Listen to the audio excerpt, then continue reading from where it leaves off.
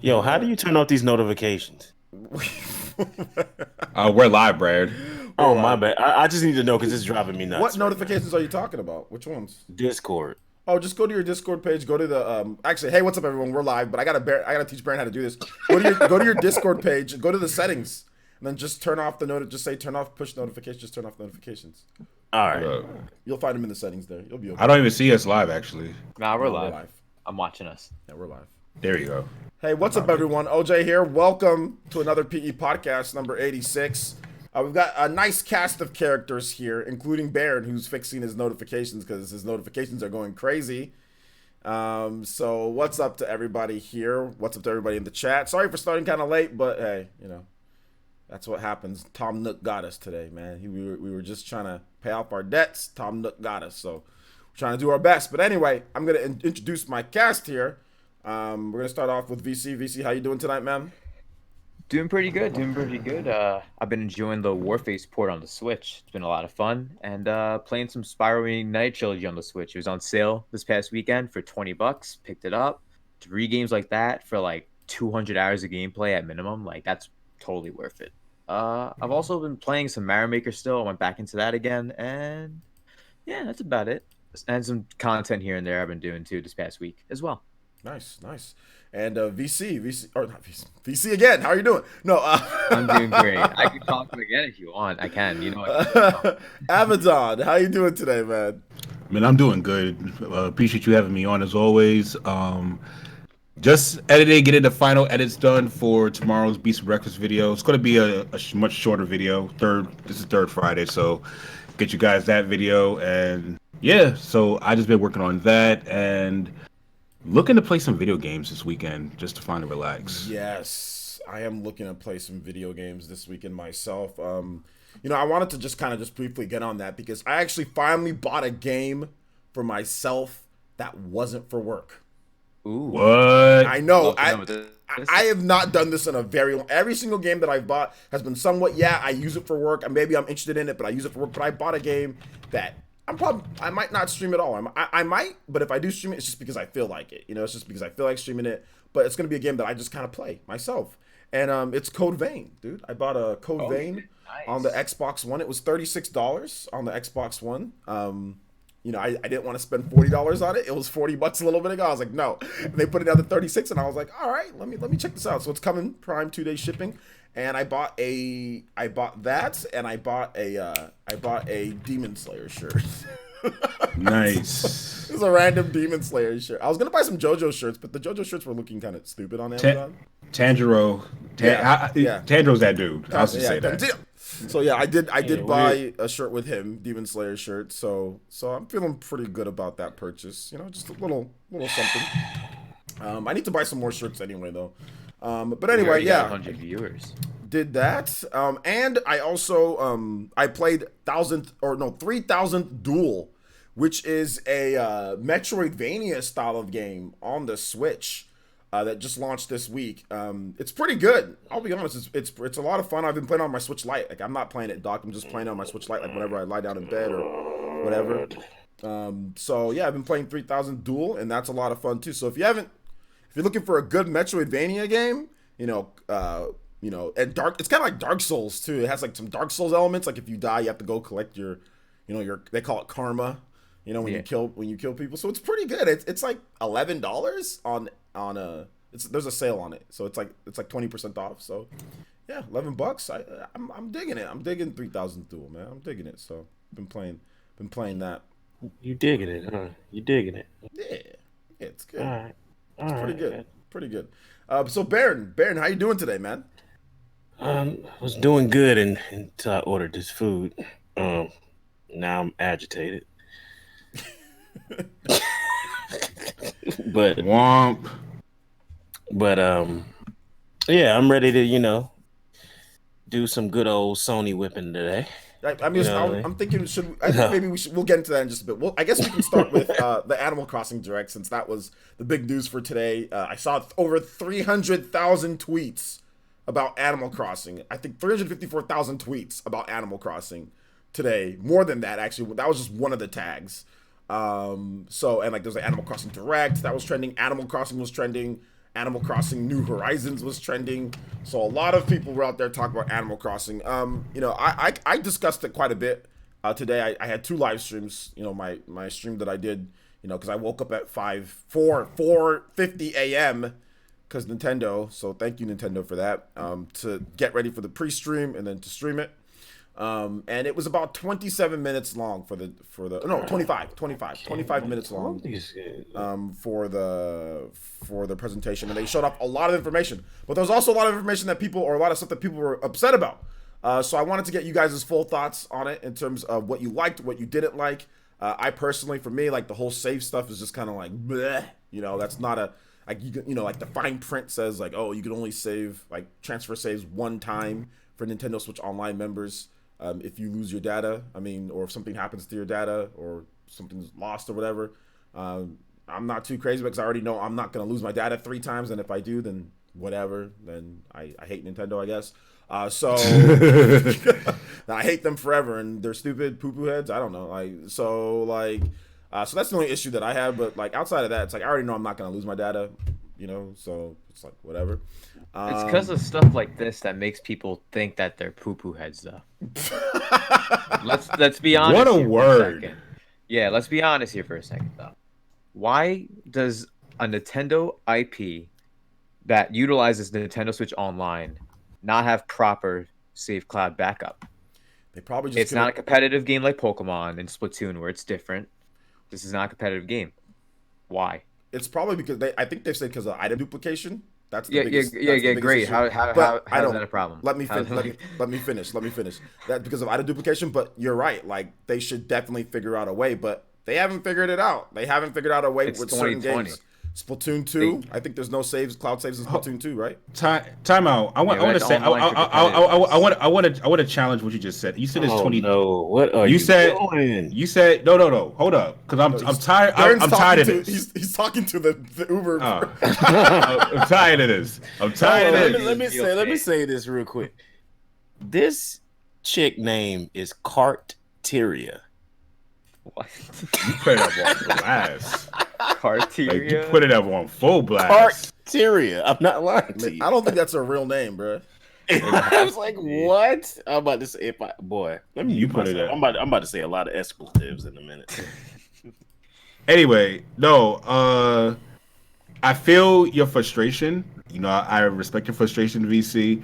But my question is, how would they do it? You said it's 2020 as if it's easy to do. How would they do it? Not as if it's easy to do, but as all the competitors, as people would say that they are able to do this easily since 2005 at the minimum. It's like, how can the save transfer stuff be so difficult for Nintendo to realize when the competitors are doing it? And I understand, yes, Japan is the higher ups at Nintendo, of course. I understand, because Nintendo America doesn't make any choices like that, nor is Europe or any of the other ones. It's solely the Japan branch that makes all the higher decisions at the end of the day.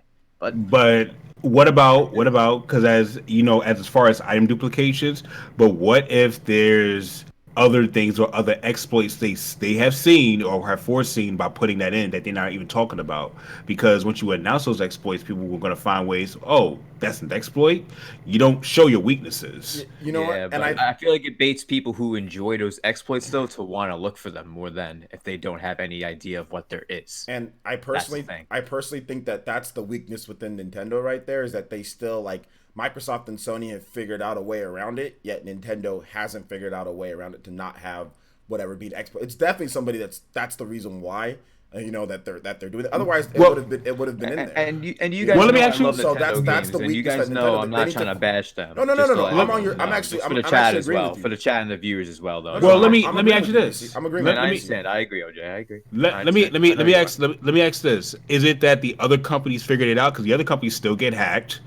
Oh, they still do, because Sony especially. They still get hacked. So really, but if you compare to the games, which out of the 3 has the stronger IPs out of all of them, the more valuable stuff? Well, to me, I would say Nintendo. With they've had. So there's more. So you would agree there's more value there. So there's basically, if we're gonna actually do that, then yes, they figured out a way. Because if you're gonna say they should do what Sony and Microsoft are doing, and they're still getting hacked, it's almost like telling a mansion, people who own a mansion, go get the same security as people who don't have a mansion. They probably need something even bigger and deeper than that. And that's probably where the finances come into play. That's why I wish Shadow Fox was here so he could give us a little bit more insight I agree. on this. Give us a little bit more insight and like how, like what the technical side of this, because people just say, oh well, Nintendo's just doing it because they're behind, and it's just like, and like I don't think that's it. I don't think so either. I think there's a legitimate reason why that like they want to do it. Obviously they want to, because like they easily support it in 99% of Nintendo Switch games. You know, have the save feature. Third-party games, lots of games have it. It's not something that's like, oh, well, we're gonna like. People think that they're doing it because they're stupid. It's like, a lot of their first parties. You know, it's a lot of their first party games. It's just like certain first-party games, because like ARMS, what else? Legend of Zelda: Breath of the Wild. Every single first-party game that you pick up has it. It's just like some multiplayer. It's the certain games. The stuff with competitive. Competitive or items or something like that. Like they still haven't figured that out. So it's a security type of thing or item duplication, and like they need to figure that out, because I mean Microsoft and Sony, they also have multiplayer competitive. Wait games a second. too, Wait a right? second. With items and stuff. So I have a quick question. Fire Emblem Three Houses is with cloud saves, correct? yes, You could duplicate items in that game. yeah. But it's not. It's not game breaking, and it's not where it's like versus another player. Well, it's so duplicating. Oh my God. The relics, the royal relics, is not game breaking. well, But game breaking in a sense of going against other players. Game breaking in a sense because you could duplicate. If you were to take it that place, Zelda Breath of the Wild has item duplications even without cross saves, without cloud saves. So we could go with that with the amiibos if you want to bring that point up. That's game breaking right there. I think it's games that have like multiplayer to where items can like transfer from one person to another. Fire Emblem, you can't like. There's no real multiplayer in Fire Emblem. The island thing. Okay. Yeah, the island thing where That's somebody has too. items and they can take the items back to their island, and there can be duplication. Like, hey, you have a cloud save, this person gets it, drop all the items in there, get rid of that cloud save, recover that cloud save. Somebody else can get all that, then drop that cloud save, and just keep on doing that to duplicate things. You know, and you got to think. You got to think on top of that, does that really maintain the longevity of the game? Let's say if they want to come out with like extra DLC and everything and stuff like that. People who personally, in that case, people could just stock up and farm different things by duplication and just give them to their friends, and certain people won't even have to buy the DLC on top of that.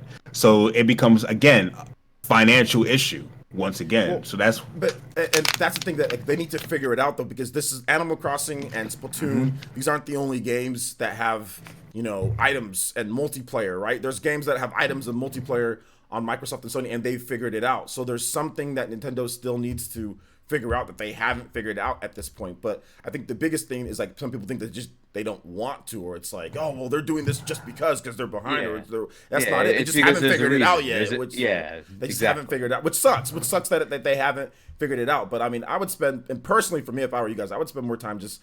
Your saves are gonna be fine. Like people, a lot of gamers like to fearmonger like crazy. You know what I'm saying?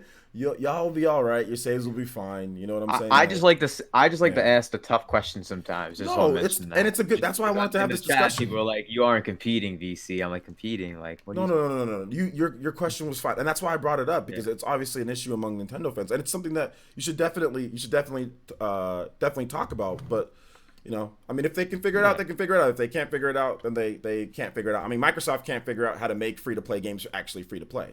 So, I mean, like, they still haven't figured out how to make a quality game in the last 2 years. Microsoft still hasn't figured out exactly what free-to-play. Except for Gears. Gears is good. Free-to-play means. Free-to-play games actually free-to-play. It's like, okay, you go to a free-to-play game, and it says pay for Xbox Live, and it's like, wait a minute, the game is supposed to be free-to-play. Fortnite's a free-to-play game. Why is you have to pay gold? Why do you have to pay gold to play a free-to-play game? Microsoft still. I don't know if that's something that they did intentionally, like, or it's something they haven't figured out with their online yet in order to do that. So I mean, that's the thing. Like, it might be something to where anything that's routed through, if you play online play, it has to go through Xbox Live, or it might be a decision that they're just saying, hey, we're gonna make people pay for Xbox Live if they want to. Like, they're being douchebags about it. They're being scummy about it. You know what I'm saying? So, because nobody else does that. Nobody else. No, like, you can play Fortnite on every other device. It's actually like free to play. Like, you download it and it's free to play. Microsoft, for some reason, phone, just here, Fortnite. For some reason, it's you have to go through Microsoft's Xbox Live to play free to play games, which is weird. I don't know. Like I said, I Yeah, don't know if I that's think like that kind of stuff's starting to get outdated. what type of stuff. Oh, like Xbox Live, like having to like pay for the online for a free to play game, like that kind of nature is like outdated to me. I believe like it has to be by now. Microsoft's the only one who does it. I know, but I'm saying like they need to change. It's Yeah. outdated. Yeah, yeah, that's. Yeah, but going back to Animal Crossing and Direct, I watched it after the fact. I was supposed to stream it. I woke up like a half hour late, and I was like, "Well, I'm not going to be able to watch it live now and stream it. It's too late." So I watched it afterwards, and it was good. It was good. There's a lot of good information there. I liked how there was the segment towards the end where it was like asking all the different questions and all that. You get all those different answers for the Q&A segments, and it was cool. It's cool. Direct. I'm hyped for Animal Crossing, but I'm not like hype. I'm like I would like to play Animal Crossing. I haven't played it in a while. I'll pick it up, see how it is. Because I actually played Stardew Valley back in 2019, and it was a lot of fun. It's a good game, and it got me more into the simulation life sim kind of thing, where gardening, collecting items, and then I just think it's gonna be a cool thing to try it out. Getting back into the Animal Crossing life, New Horizons. Yeah.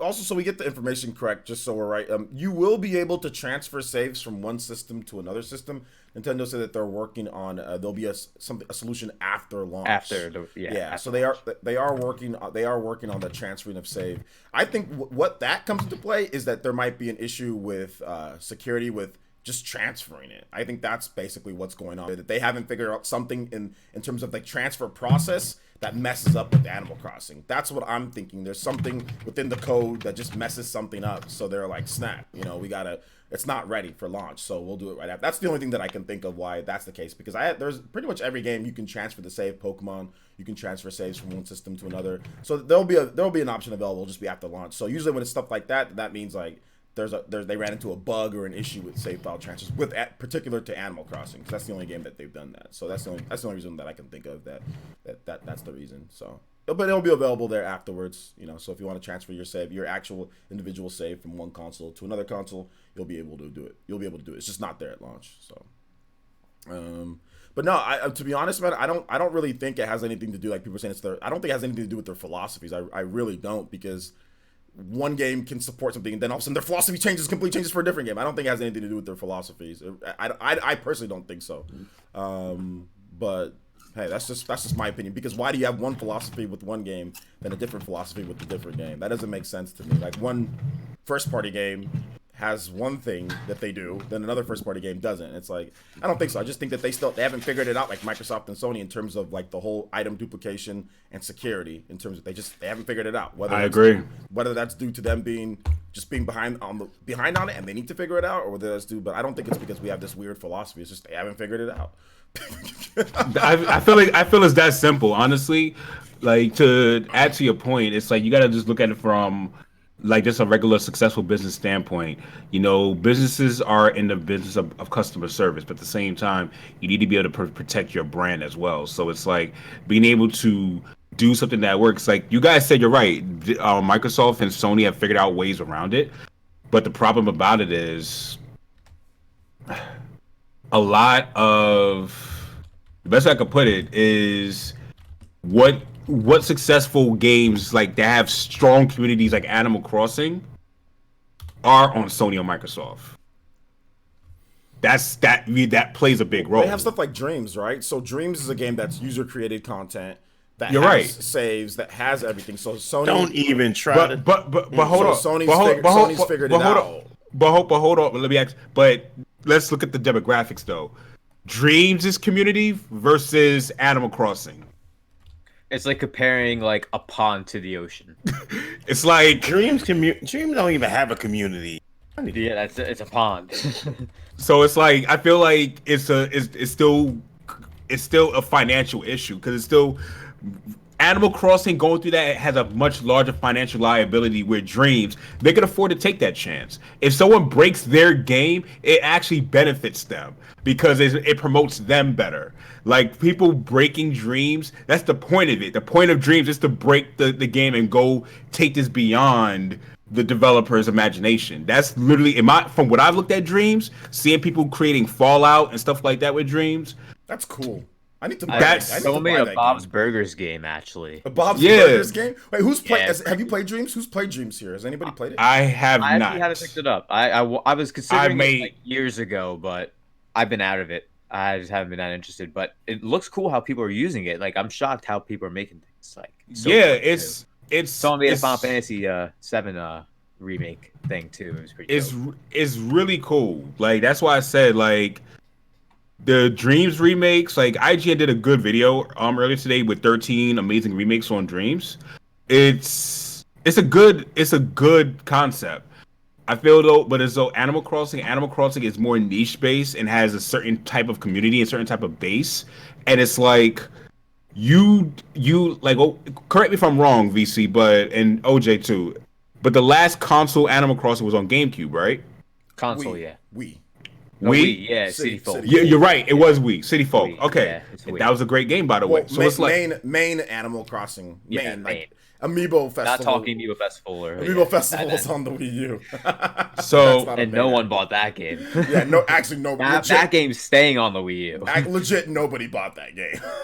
and that's kind of like where I'm kind of at with this because I look at Dreams right now. Someone recreated a Final Fantasy VII like remake. Yep. On it's there. sick. It looks better than Final Fantasy VII remake. I'm kidding. I'm not serious. Well, I'll tell you, It looks sick. It costs less to download. I'll tell you that, bro. Oh, it's way less to download. You're right. Yeah, The wrong about download that. size a lot 100 smaller, gigs. right? So I personally believe that they're in a the best way I could say is Dreams could do that chance. Microsoft, I don't know what game they have like that, but then if you go look at Animal Crossing it has been big since all around. So I can see why Nintendo's hesitant upon doing what they're doing with this. I understand it. I don't agree fully, but I understand.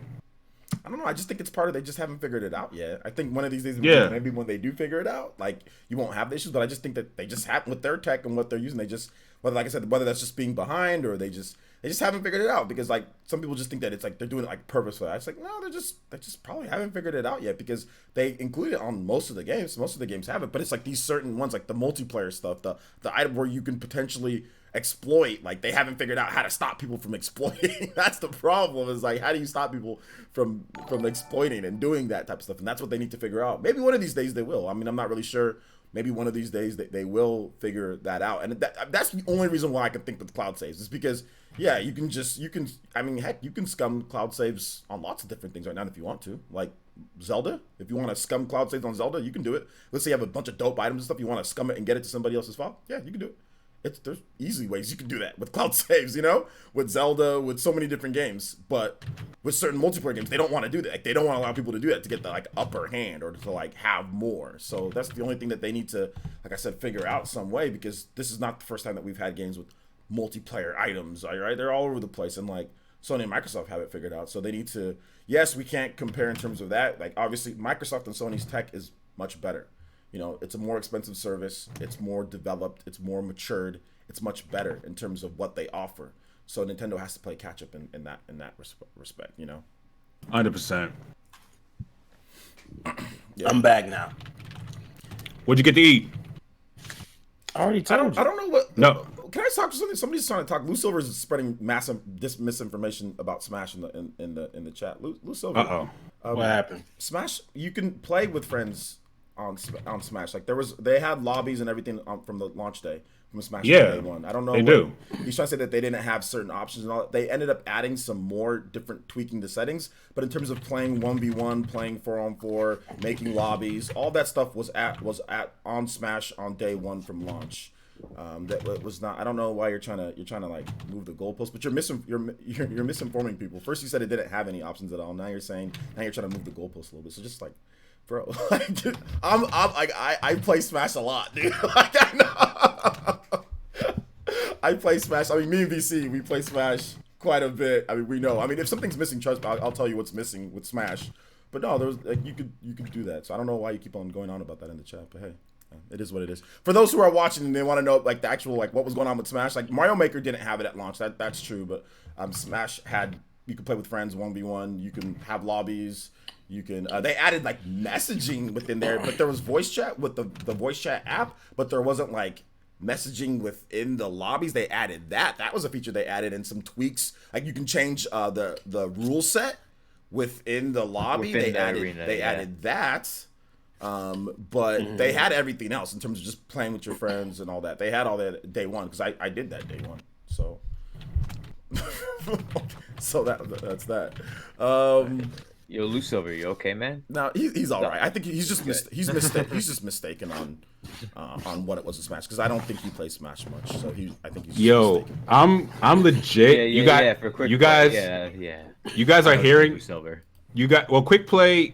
I'm not gonna get into quick play because I'll rant the whole night. No, quick play was that you would have your expected what you want in terms of 1v1 and like what you wanted to have, but then sometimes it would throw you into a match when they couldn't find an optimal match of one, 4 people. they'll throw you into a match and lag. Yeah, and it affects your rank. Yeah. Yep. So with 4 people too. So you could play 1v1. You could play 1v1 with randoms. It was just that if you couldn't find if the servers couldn't pair you with an optimal match of 1v1 with someone in a decent amount of time, they'd throw you into a match with like 4 players or 3 players if they couldn't get a match that was optimal in that amount of time. So you still had 1v1 options, and you would get 1v1 most of the time. But if they couldn't find a match for you, then you might be thrown into something else that was outside of your preferred settings. Now it still might do that if they can't find you an optimal match. Like if you got dank meme center connection, you know what I'm saying? Like it might TH3 corn cob. If you got a corn on a cob connection, no, I'm joking. Even if you have good connections, it might throw you in there. But for the most part, in terms of even,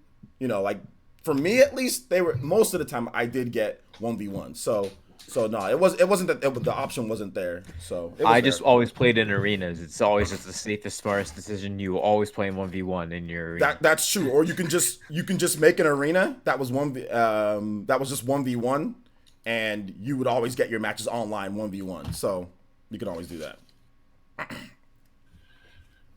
Cool. Yeah, you can always do that. So I had a random idea, and you guys gotta learn this first because I don't really consider dreams, but looking at it, I'm really thinking about one day when I get enough money, I'll probably get Animal Crossing first. But I'll probably buy this game and we'll just go ahead and do like a user build community day. Like we'll just go ahead and we'll just build something together. That looks fun. Mark, yeah, you guys heard it first. I'm getting dreams someday. I'm just gonna build something live. Maybe like do it for like a 6-hour stream and like try and make like a small mini game, like something small, like an actual. Yeah.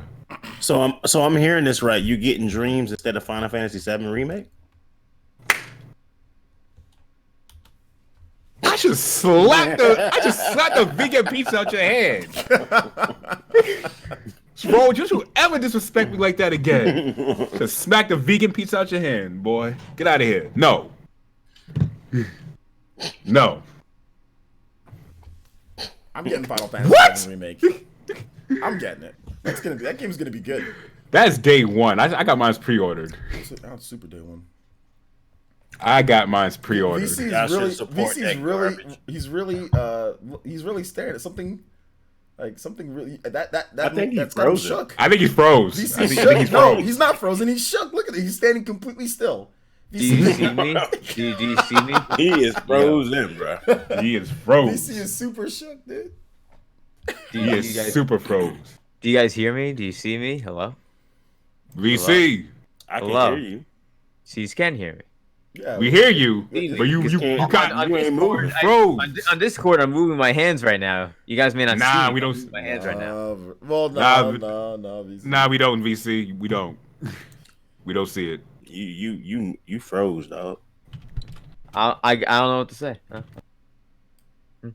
No idea. Maybe I'll just do this. I turned the camera off. Let me see if it changes anything. Just turn it off and turn it back on.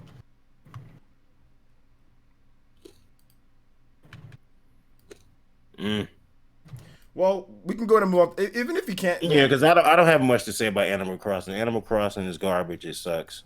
you don't like Animal. You don't like Animal No, Crossing? I don't.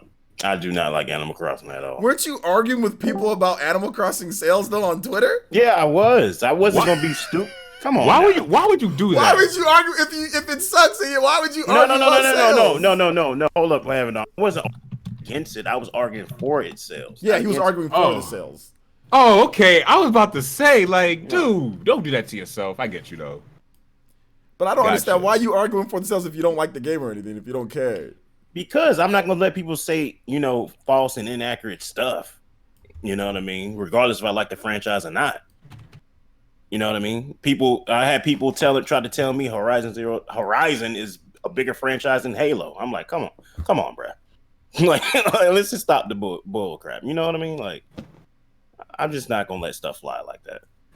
Okay. So, well, I mean, okay, I saw, but you're talking like crazy PlayStation fans. You know what I'm saying? Like the ones that tag like for the players, like best place to play. Like they tag everything after their damn tweets. Like they put up, like they tag everything. They'll have some type of generic ass tweet that they always bring up Spider-Man. They always bring up like the same like 4 games that like Sony had like at 5 E3s in a row. Like hold up. they always tag the same. Wait, hold up. Yo, hold up though. You have to give them God of War. God of War. They'll tag God of War. They'll tag Uncharted. It's like the 4 horsemen of the apocalypse. No, it's just God of War, Last of Us, Death, Fury, Last of Us, Spider-Man. That's it. Who's Death? That's what I think. Death is who's Death? Death is the strongest. So I think that might be God. It might be God of War. It might be the Last of Us. The Last. What bothers me about most of those games though? I feel like they have the same cinematic style, and that's why they're the 4 horsemen of. That's why they're the 4 horsemen of the apocalypse. It's the template. It's the Sony template. The template. I think interactive movie. I feel like you could say Nintendo caters to children with their games and everything, but at least every Nintendo game looks like a different game when you walk into it, though. Dude, well, I'm not even trying to hate on. I'm actually not even trying to hate on the games. I'm just having a little bit of. But it's those same. It's just those same ones. It's The Last of Us. It's God of War, it's Uncharted, and it's like Horizon or Spider-Man. Like it's like a flex position. Like you ever play fantasy football where you have like the flex? You know what I'm saying? You can put a tight end, you can put a running back. Spider-Man in the flex position. Yeah, Spider-Man and Horizon Zero Dawn, they're the flex. They're the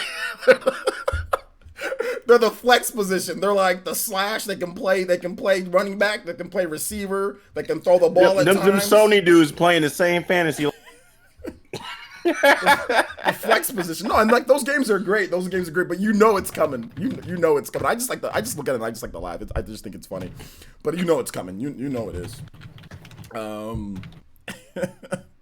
But no, we just having a little bit of fun. Death Stranding doesn't even make it. It was there. It was in the line. It was Death Stranding. You know Death Stranding has to be included. Come on, man. No, it was in the lineup until those review scores came out. Nobody even talk about that game no more. Death Stranding, more like Days Gone. I think same tier. A lot of PlayStation dudes would rather play Days Gone. I think no, they did rather play Days Gone. They think Days Gone is better than Death Stranding. I think most of the PlayStation dudes think Days Gone did much better than Days. A lot of people played Days Gone, Resident Evil. Those are like the top 2 from PlayStation last year. I watched somebody play Days Gone, and Days Gone, like they've patched it a lot to where it's a lot better now than what it was at launch. So it's got a lot of patches that made it a lot better afterwards. And you can get it for a decent price, and people were getting it for like $25, $30, and they're enjoying it. They're enjoying it afterwards. So like it was kind of rough at launch, but now that it's been patched and the game has a ton of content. I mean, I'm with it. Still trash. I'm with it. I'd rather play Days Gone than Death Stranding.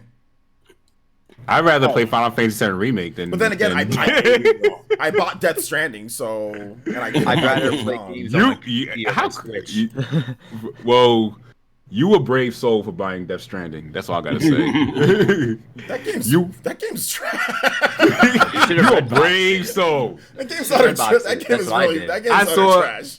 I saw you literally bought. Hey, Mr. Postman! Like you literally bought that game. I should have bought Days Gone. You would have been way better than buying that. Yeah. Should have bought Days Gone, dude. Like, Death Stranding is it's nonsense. That game is the ending is literally running on the beach like Mario and Peach. I'm like, wait, what? This is writing. This is like so I wanted to do Sunshine's canon in Death Stranding. The writing didn't annoy me. The writing wasn't what annoyed me. It was the boring, monotonous gameplay that bored me to death. That was compared to Breath of the Wild. Just to see somebody compared the scenery, but that's where the comparisons end. But no, it's just the boring, monotonous gameplay. The scenery to me, like aside from being high quality graphics, color wise looked ugly and bland and dreary with all the grays, and there's areas where you'd find green grass, lush areas, but like it wouldn't be as lush. There'd be these giant mountains, and I don't know. I wasn't feeling it when I was playing the game. I wasn't that into it. Days Gone looked a lot better. You know what I'm saying? We were giving crap to Days Gone. Everyone was giving crap to Days Gone, and it ended up being a better game. Man, that's like saying it's good. That's like saying being constipated is better than diarrhea. It's all the same. What? It's all the same. How can you say that you eating food, dog? You got no problem. Like, dog, like, are you considering that I probably want to get something to eat after this, dog?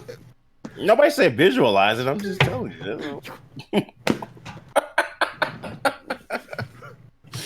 Oh man. Okay, what's the next topic? How's that vegan pizza, Baron? It's really good. Let me tell you what happened though.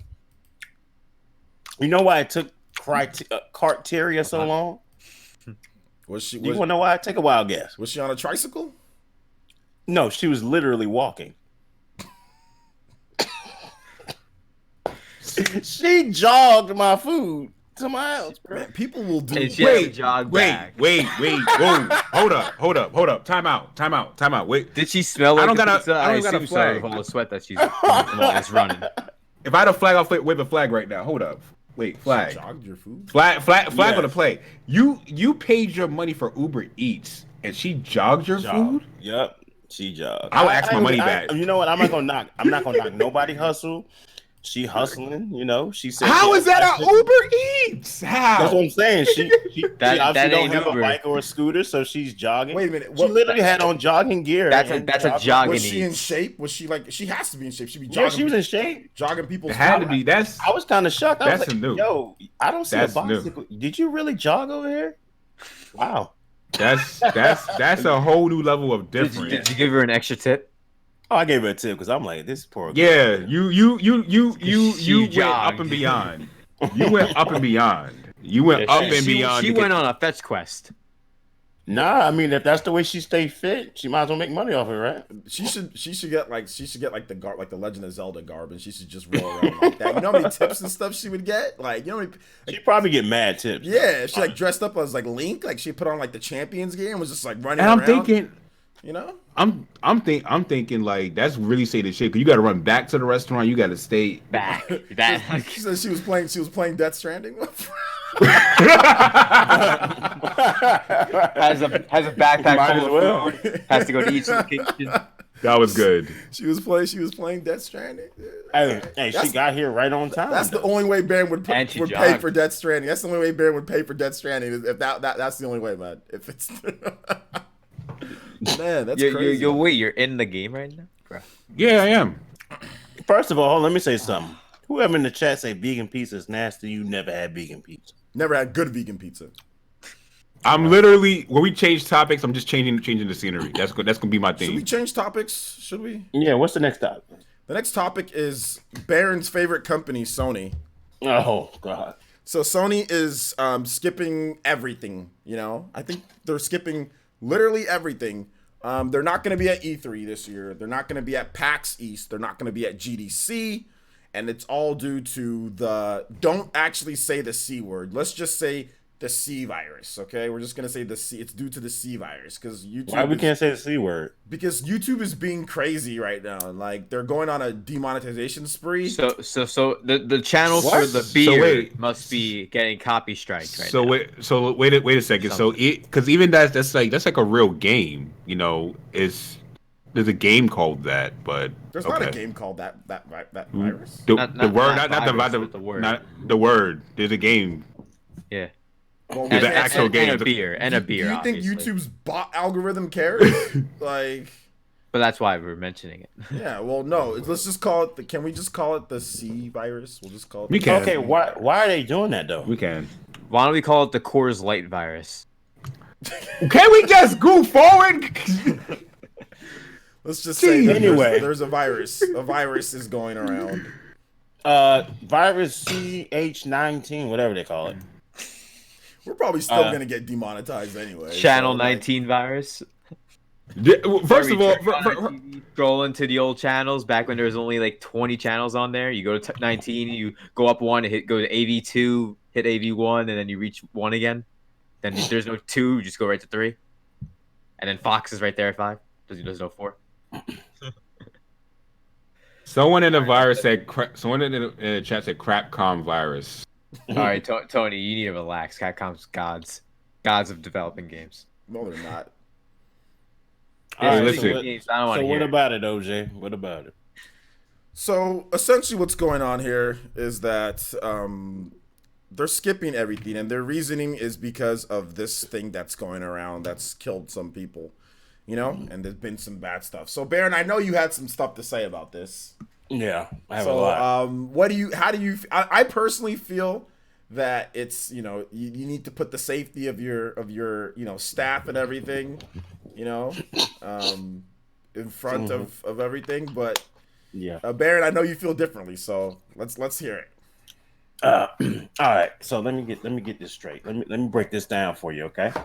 Let me break this down to the last compound, like the equation. You feel what I'm saying? Okay. It ain't that difficult to see what's happening. I think a lot of people see what's happening. It's just that I just hate being right. You know what I mean? I hate being right because What? it just hurts. It just hurts Sony fans' souls when I'm right. But Oh, well, I'll get to that in a minute. You've been right about a bunch of things on Twitter. People get mad at you about that. I know. So I'm gonna get down to this. We have, I think it's 15 cases of this virus, right, in the whole nation. Okay. Everybody has been confirmed. Everybody's been treated. I think only one person passed away from it. Yeah, Something just like one that. person died. Just one person. So Sony decides to take that as a scapegoat to not show up at things. And I think that's the most lamest thing they could have done. Now, if they would have came out and said, we're fear for the safety of our employees from catching the flu virus, maybe they would have had an argument because thousands of people have been contracting the flu and hundreds of people have died here in America from the flu. Now, from this other virus, America, there is no threat. You know what I mean? Where PAX East is had in that, where PAX East is at in Boston, ain't nobody canceling no events. People are still waking up, going to work. People are still commuting and going around like everything is normal. Well, that's just America. Of course, we're gonna keep going to work. Yeah, yeah. We're not trying to lose a job. In California, it's the same thing. XFL ain't canceling nothing. NBA ain't canceling nothing. No public events are being canceled. You mean to tell me that Sony is the only one qualified to say that a virus is a threat to the general public? Not the CDC, not the local government, not the state government, not the federal government. Only Sony has the power and the knowledge to make this determination that a virus is a threat to the general public.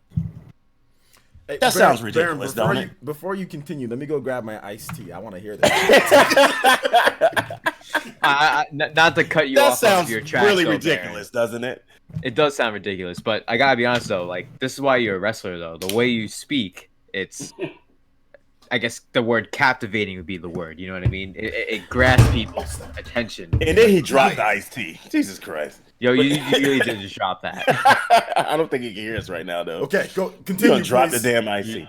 So No, I want everybody in the chat to realize how ridiculous that sounds. When people report stuff and they put these headlines out, and this is why I was on Twitter talking about it, and everybody's attacking me. Oh, you care about this console war? It ain't about the console war. It's about the fact. War? Yeah, that's what I'm saying. That's what I think it's about. It's about the fact that y'all let Sony tell you anything and you swallow it. And it just kills me. It's like, you really believe that's the reason they're not coming. If this virus was a threat to the general public, you really think these two conventions will be going on? They will be canceled. GDC will be canceled. So PAX East will be canceled. They already barred flights from Asia to America. GDC even went further to, I think they barred anybody from the Asian territory attending GDC. So I don't understand why people think this is a threat and this is about the safety of their employees. It's definitely not about that, because you got hundreds of other companies still doing this, and there's really no general threat to the general public. So it's like, come on, people, let's not be stupid about this. Okay. Here's the thing, though. I mean, the flu is more of a threat than the coronavirus here in America. Smash JT said that they already paid for everything, so they're not getting their money back from that. 100%. That's true. And another thing I want to point out, that's true. They did do that, which makes me think there's something else going on internally. I don't know exactly what it is. People speculating that, Sony got financial problems.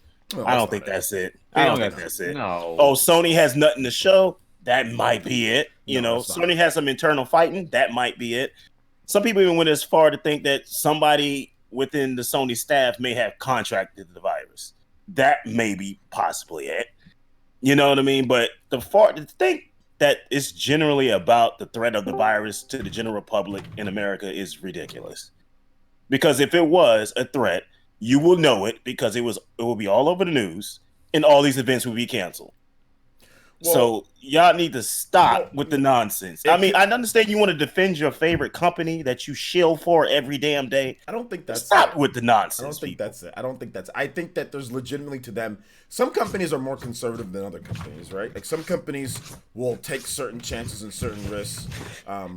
You're always in the middle of it. That other companies, won't take. So I think really it's that. And, it's not just Sony. There's other companies that are also canceling things as well. They're not, there's other companies that are canceling things that are, they're canceling stuff in Asia. No, they're in Asia. Yeah, but there's some people that probably can't. I mean, we don't know the name list of every company, but there are some companies that are probably making some considerations to cancel certain events like that, maybe that we haven't heard about. But I mean, I think there's on both sides. It's like, there's definitely things like Sony's being ridiculously conservative here, like way more, than what, way more than what's other companies are willing to do. But yeah, I think Nintendo's one of those companies that always puts the health of their.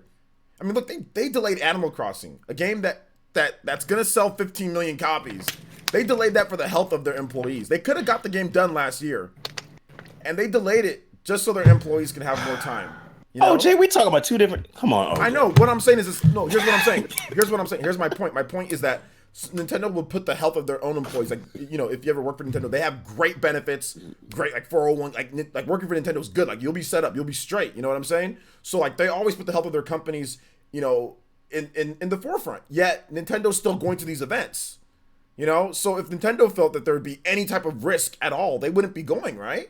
But they're still going. So something tells me that Sony's being extremely, like really conservative, like way more than any other company, because if there was even anything, Nintendo probably wouldn't send their employees there, considering how Nintendo operates, OJ, man, did I ever tell you I love you, dog, like a fat kid love cake, but you got to stop sugarcoating stuff when it don't need to be sugarcoating. This ain't conservative, man. It's not sugarcoating. They just use this as a damn excuse. Period. It's logic. No, they used it as an excuse to get out of a sticky situation. Period. There ain't nothing else to this. They already paid for it. I don't give a damn. You gonna tell me that Neil Druckmann or whoever that dude over at Naughty Dog gonna wait He just announced they're doing the hands-on of a Last of Us less than a week ago. And then Sony comes out, oh, we're not going. Come on, bro. Obviously, there's stuff going on internally. Because ain't no way Neil Druckmann would have made that announcement if he knew they was pulling out of this event. That's just crazy. That's the second time Sony cut his knees off. Second time. I know, like, listen here. Listen. I know there's definitely some issues going on, right? Like, there's definitely some issues going on at Sony. That's obvious. You don't just get rid of Sean Layden out of nowhere. And dude literally hasn't said it. Is he alive? Is Sean, he hasn't said nothing. Is he alive? And what's up, Shadow Fox? How you doing tonight, man? That's undisclosed information. Like, where the hell is Sean Layden? Like, dudes, is he like not alive? Like, that never happens. Like, I don't care who you are. Like, Ken Kutaragi, whoever it is. Like, Jack Trenton. We know that Jack Trenton's alive. Like, these former, bigwigs. Like, you hear about them. Heck, I mean, like, you hear about them. But like, dude, legit, we have not heard from Sean Layden. Like, obviously he's fine, but like, that's so weird. That's such a weird situation. Like, even like Scott Moffat, when Scott Moffat left, like, they said, hey, they mutually parted way. Like, it was a bit different. It wasn't a Twitter post.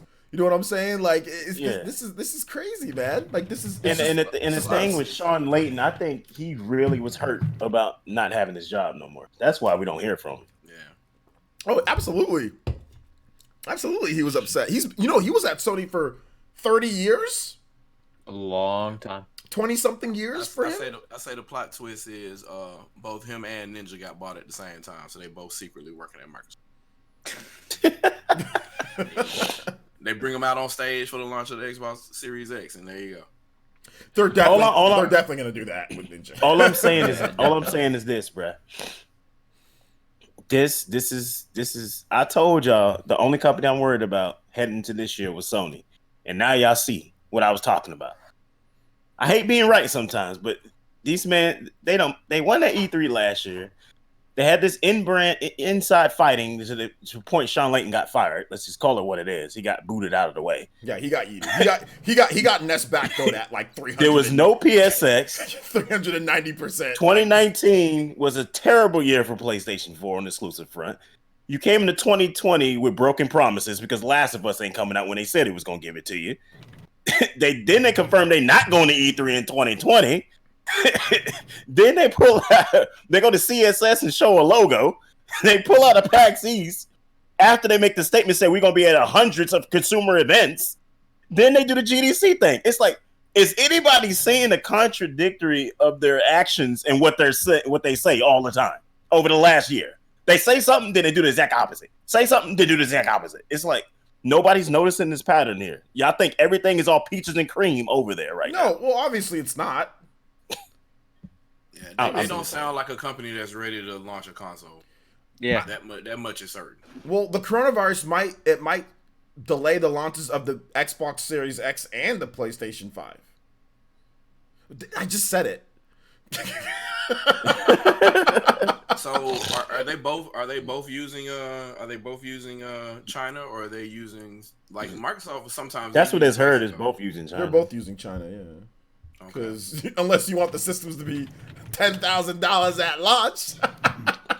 Hey, didn't I hear that? They got the 360 built for a song, but that's how the ROD happened. But what were you gonna say, VC? Oh, sorry if I cut you off, Shotbox. I didn't mean to. You're good, dude. Didn't the Switches have issues with hardware as well because of the C virus, the Channel 19 virus? Yeah. There's gonna be some impact with shipments and stuff because of the C virus. Yeah, that's a thought. I think it's a larger impact there than it is really here, and so maybe that's why Sony isn't trying to do anything with PAX East. Maybe they just don't want to cause a risk in that form, maybe. Because you do make sense, Baron. Because yes, we talked about it before. Only one person has died from this currently from America. So that's why, from your point of view, it makes sense.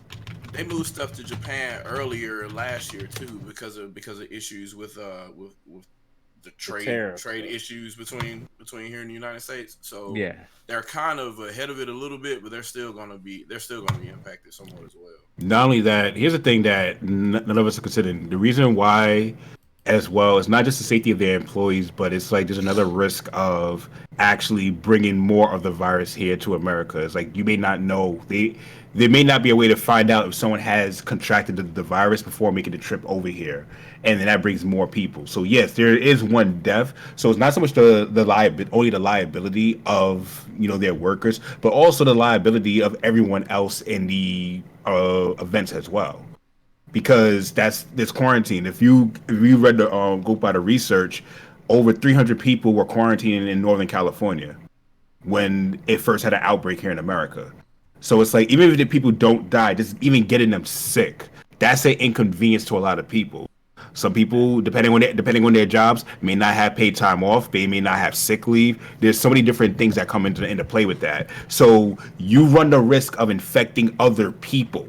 And that is something why making the trip and pulling out of PAX East and these events until this whole thing is cleared, I can't say it's fully a scapegoat, because what other year has Sony pulled out of PAX East? Yes, they put out an E3 last year, but that's because don't get no bigger than E3. Yeah, there's a swine. You pull out an E3, you can pull out anything. Remember the swine flu? The swine flu was a thing when PAX East was around. But now I'm agreeing, by the way, Abaddon. I agree.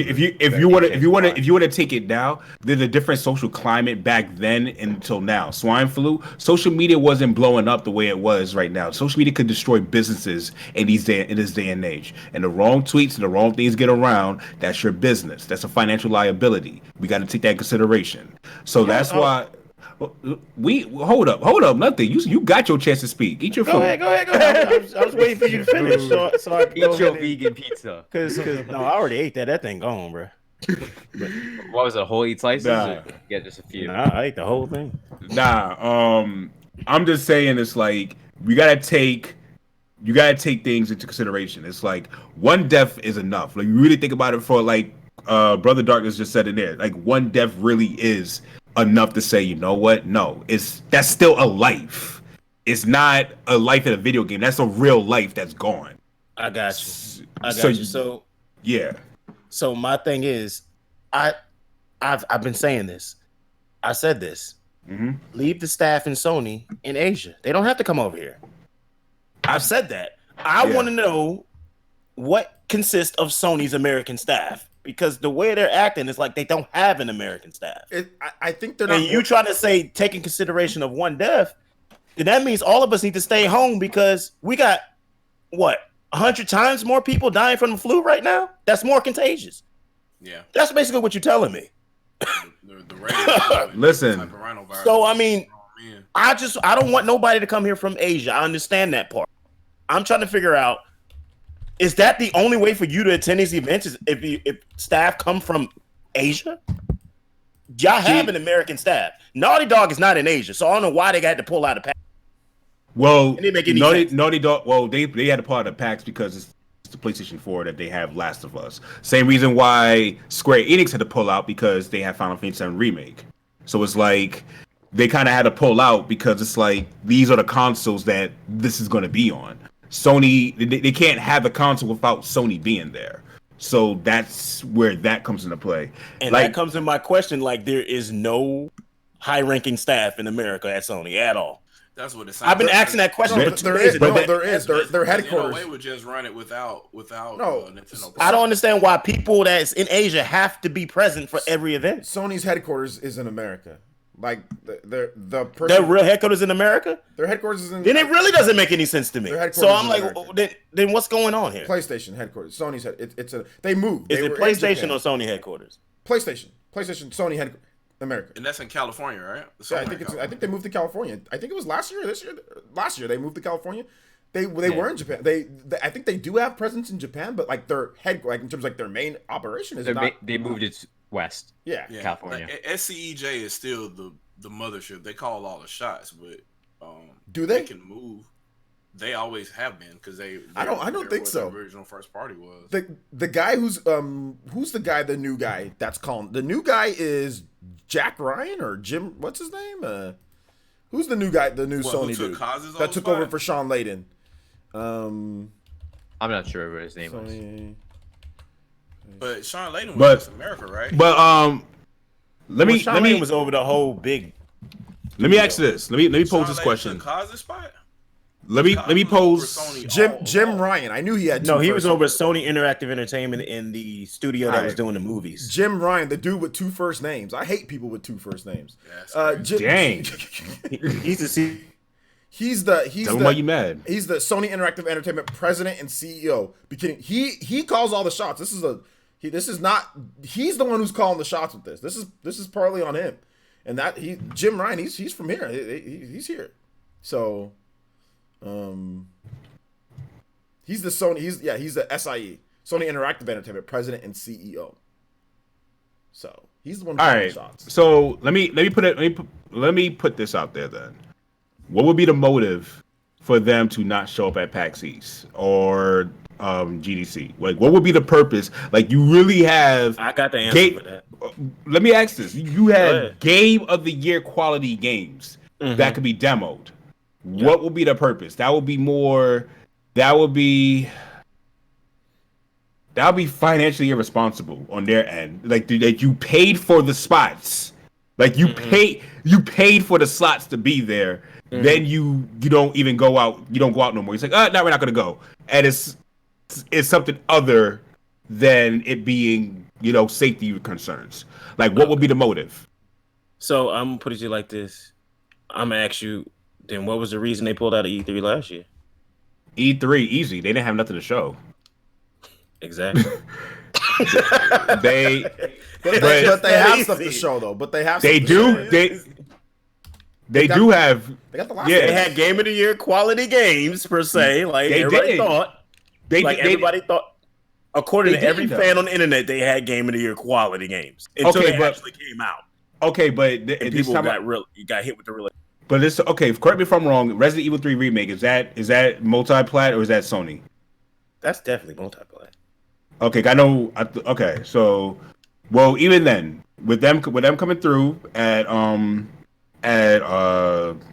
PAX East, they got Final Fantasy VII remake and they got The Last of Us 2, and then on top of that, they can even have Ghost of Tsushima, possibly. Those 3 games on display to play. You have 3 games to allow more people to get their eyes on and for more people to try out. I think that's a good opportunity right there to really help your business and also to help your relations with third-party companies. Because again, this is not just Sony in hot water, but this is Sony and their relations with third-party companies now. If Sony was like Nintendo and they had like their own, like most of their own IPs like they used to own Tomb Raider and Spyro like back in the day, then fine, I could see your point. But this is third-party relations that are getting messed up now on top of that. So that's why I'm not going to say they don't have anything to show, because saying that is saying that all these other third-party games that they work so hard on to pay for the console exclusivity deals, it's not going to work. That's why I'm like, I can't feed into that. I don't know how else we could break it down for you. You saying we like everyone is also you the one with the tinfoil cap, boy. No, I'm pretty sure me, VC, and Shadowfox are probably on the same page. OJ's a little bit in between, but you are full on board that this virus is the reason they're not there, and I'm giving you tons of evidence that show that this is not the case. You just said they don't have no games to show, and I just disproved that. Well, I just displayed to you that Neil Druckmann said he was going to put a hands-on demo, and then next week they're not going to be there. And I said it has to be something going on internally. And I said we don't know exactly what that is, but that has to be the issue. Because that man wouldn't have came out and said that. He wouldn't have came out and said that, especially after that Last of Us 2 release date fiasco. He would not have came out and said that. Absolutely, and I challenge that by what's the motive? I'm not in Sony, so I don't know. There you go. So that's what I'm saying. But the point is... So can we agree none of us know? Can we agree that none of us know? But we know it's not the damn virus. We know it's not the virus. How do we know? We know it's not. Because other companies that attended the event, they're not going to. Yo, Baron, I got a quick question. Yeah. What is your source? My source of what? Of this information that you are giving us right here. Where's the source? The source that the event is still ongoing? No. That's enough source for you. No, he didn't have anything that wasn't public information, VC. Yeah, he was all opinions. It was just the source of exactly the source of what though? Exactly what? Oh well, like just like what you're saying. I was just going through down their timeline and showing exactly what was going on. I personally think though, like I do think that Sony's being ridiculously conservative here. It's definitely not the damn virus. Part of it is. It's just like, look, listen. It's just a mindset. It's not really. I think we're overthinking this just a little bit. I think it's really just them being like an overprotective child. Like, you ever seen somebody that's out there? I can see that. And like a child is there, and like a kid comes and pushes their child, and they'll want to like beat the child up, like beat the kid up, like they're overprotective. Sony is just being ridiculously conservative, overprotective, whatever the case. That's really what's going on here. That's really what's going on, bruh. You trying to tell me they're the only company in the world that's overprotective about their employees? No, there's other companies that have canceled things too, but I'm saying in this particular situation, considering this is not one of those situations, man. But considering what's on the line this year, right? Considering what's on the line, I think Sony is a bit. First of all, I think Sony's a bit paranoid about this upcoming launch. They're paranoid. I know they are. They're paranoid because they don't have everything laid in front of them, like the Flop U, like the Wii U flopping and the Xbox like Dom Matric, okay, where it was easy for them to sell 5 billion consoles.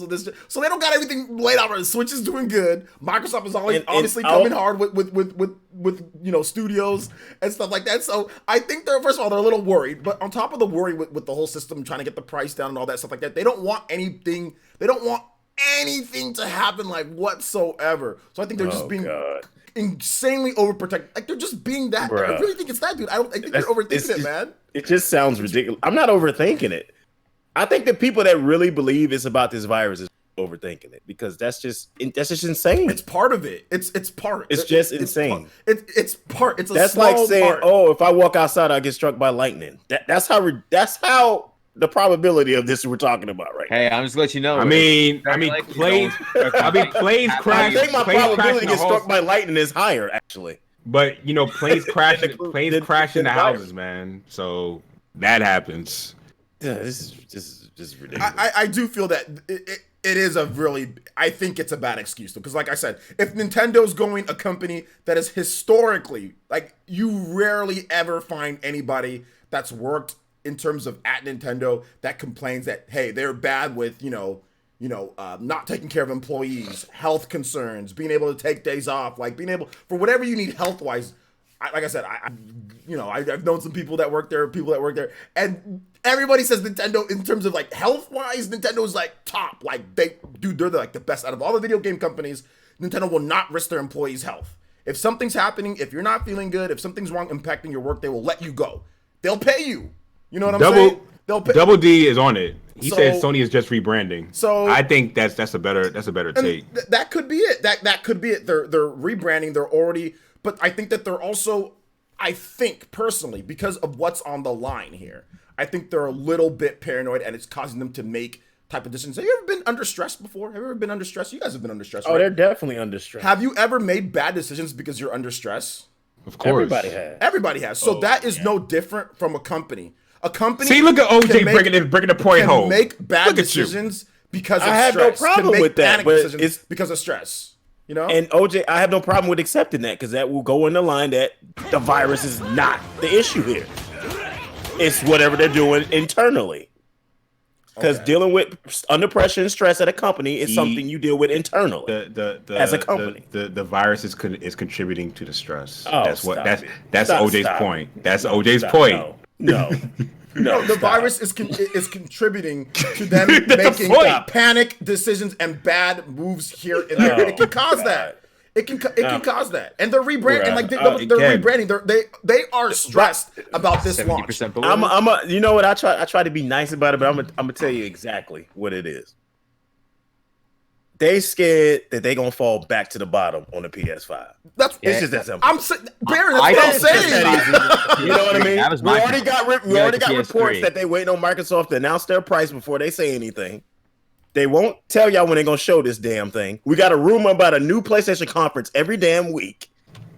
Hey, disarray over there. Okay, it's just that damn simple, and they using this virus as a scapegoat to sit back and hide and wait to figure out what the hell they gonna do. You're being so. That's exactly what I believe is going on. You're being so malicious here towards. I'm sorry. I'm just tired of the nonsense. I'm tired of it. I'm tired of the nonsense. You got a point though if you talk about a timeline too though, because we were just talking just now. I was looking at like what some people were saying they are rebranding. So they went through so many changes between 2011 and 2014. You're still talking during the time frame of them developing, during the process of developing PlayStation 4.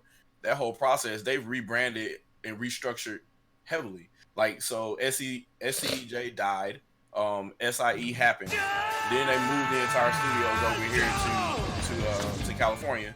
Then, in addition to that, they seem to have taken. There was still a Japanese version of SIE, but they seem to be way on the back burner now, to the point that whoever replaced Kazurai there is no longer really a figure anymore, and they're more doing more of the Sony corporate stuff in Japan. From what I'm looking at here now, they're the more the corporate, like we are Sony Corporation type thing, more than there's a Sony Computer Entertainment Japan type situation. Like that whole thing seems to be being phased out right now as we speak. And if you look at what's going on right now, PlayStation 4 is the only thing that's helping them profit right now. Other than a couple of Sony movies, they are not good. They're still struggling from the bad judgment they had from buying Ericsson. That's one of the corporate backlashes they're having right now. They're still dealing with that. They're dealing with bad trade deals on the yen. They're dealing with the exportation issues for China as well. Like they're not in a good way.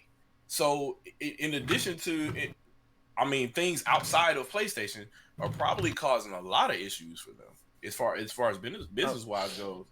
So they're not looking like a real good portfolio right now. Let me mention real quick. Shout outs to the Raw EXP with the $10 donation through Super Chat. Appreciate that. And he says, "Yes, I made the podcast. Shout outs to PE, and I see you, Baron." And exactly. We woke out here. We not Sony drone. We not Sony peasants. Shout outs to Matthew Hammond with the $10 donation. JoJo Boy's in the house, and he says, hey. Baron is bringing the truth. So you got some people that are agreeing with you, Baron, but there's a lot of people disagreeing with you too, though. A lot of people disagreeing with you. There's people disagreeing on both of us. There's people agreeing on both fans. It just makes sense, man. When there's smoke, there's fire, dog. You just don't abruptly do the moves that they're doing and think everything is just cool internally. It's not all that money down the drain too. No, does anybody here actually think everything? So everybody thinks that everything's cool at Sony internally. No, there's nobody that actually thinks that. I don't think that. No. And to be fair, PlayStation 4 was a stroke of luck.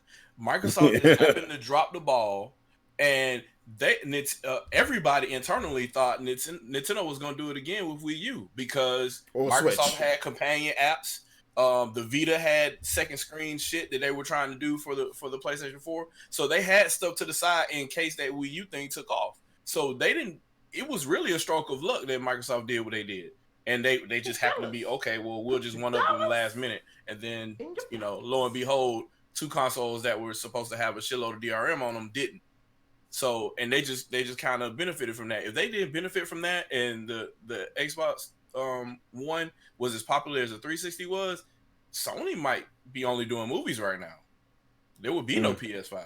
That's scary. Yeah, people were forgetting that the gaming sector of Sony isn't their main focal point, even in general. Even like a few years back, there was an article I read where they considered that something extra to their movie line. Well, here's technology, the thing. All that. Here's the update on that. So the update on that, well, to get to what Shadow Fox had to say here, the stroke of luck thing, obviously, sometimes things fall into play. You don't become, even becoming a billionaire sometimes can be a stroke of luck, right? You can be luck. So sometimes things fall into your lap. Definitely, if you listen to politics. Yeah, sometimes even becoming a millionaire, or whatever the case is. Sometimes you're just born into it. Look at, I don't know, Kardashians. Look at they're just born into stuff, right? Sometimes you're just born into things. Sometimes it just happens. So with Sony, what happened? Yes, there was some luck, but they did plan.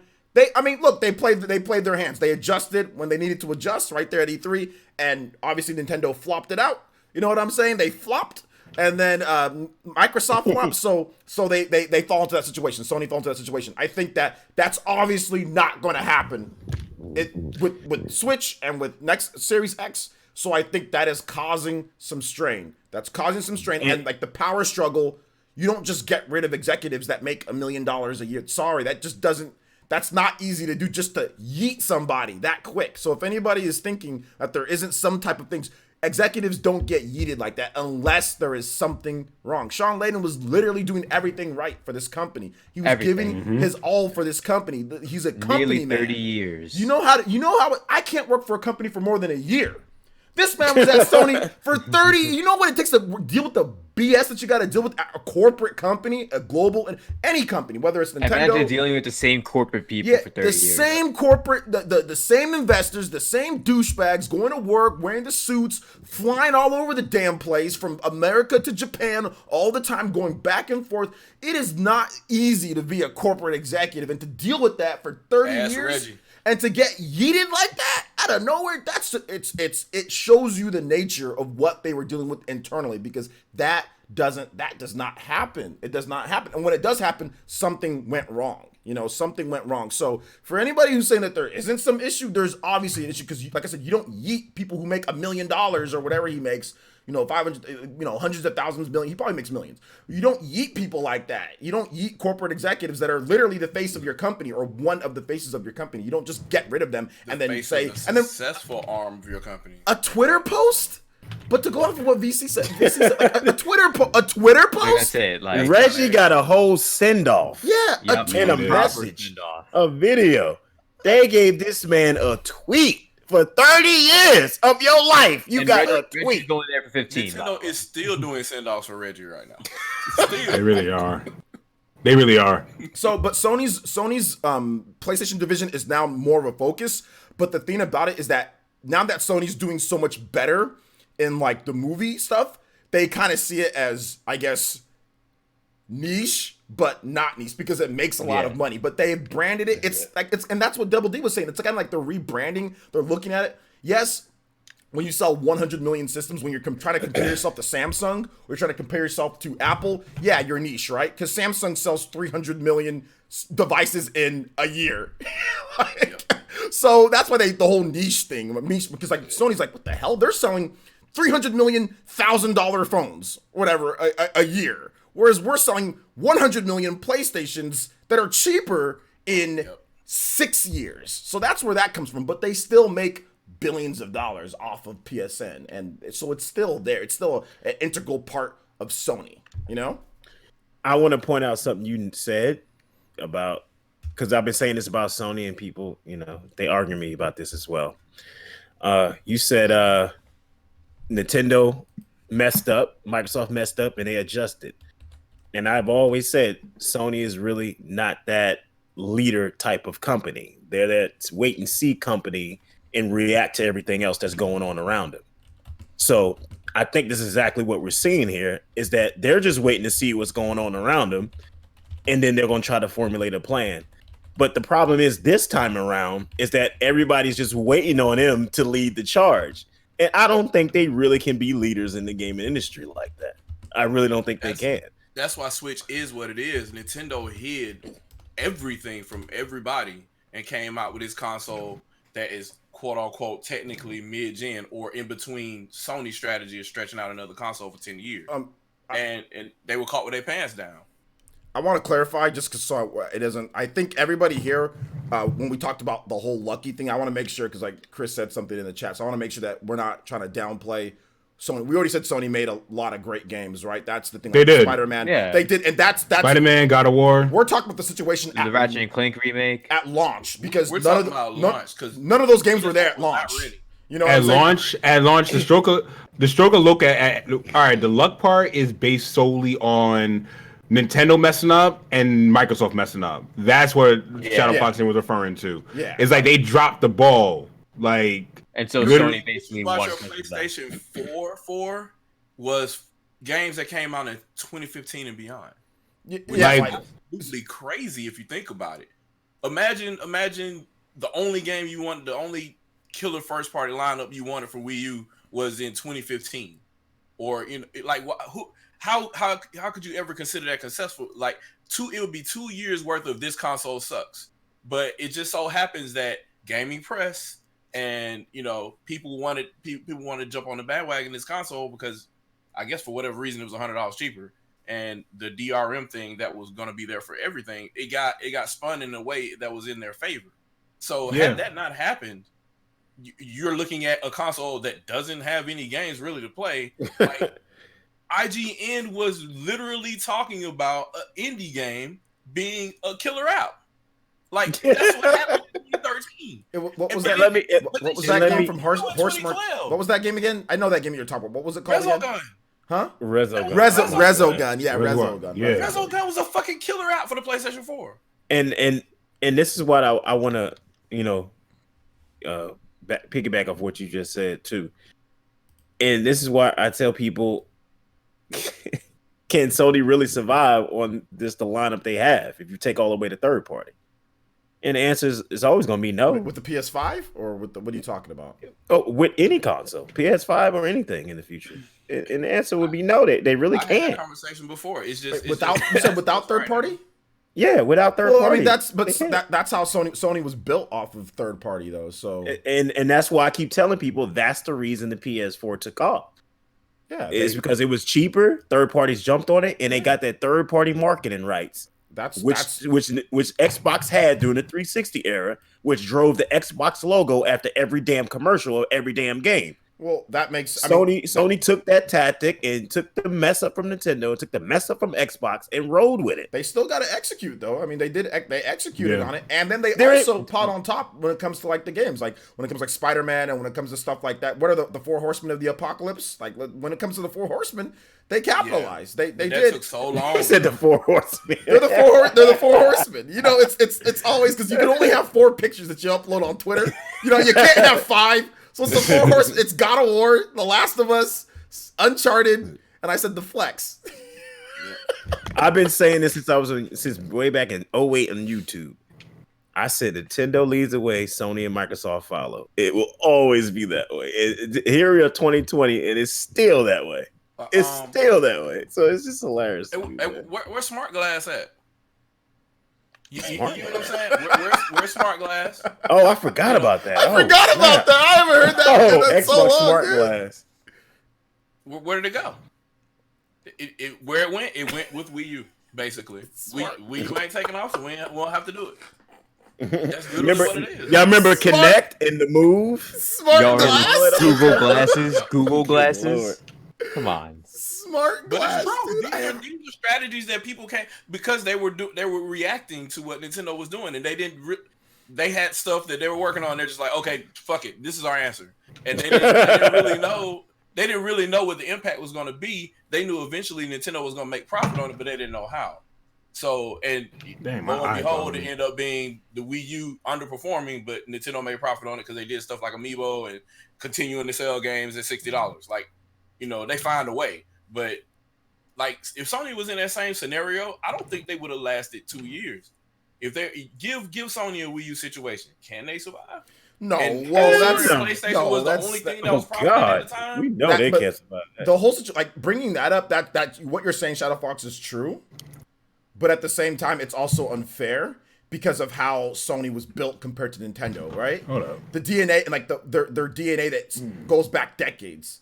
Nintendo's DNA was always entertainment based. At one point, I guess it was based off the third party too. Like Nintendo made a killing on the Nintendo Entertainment System on third party. Nintendo's also made a killing on third party in like the Wii era and stuff like that too. Like they've had certain systems that have done, but it was never the 100% focal point. Whereas Sony, from pretty much day one, third party was the focal point because of how Sony was born. Sony was born for a hatred for Nintendo, one obviously because of what happened.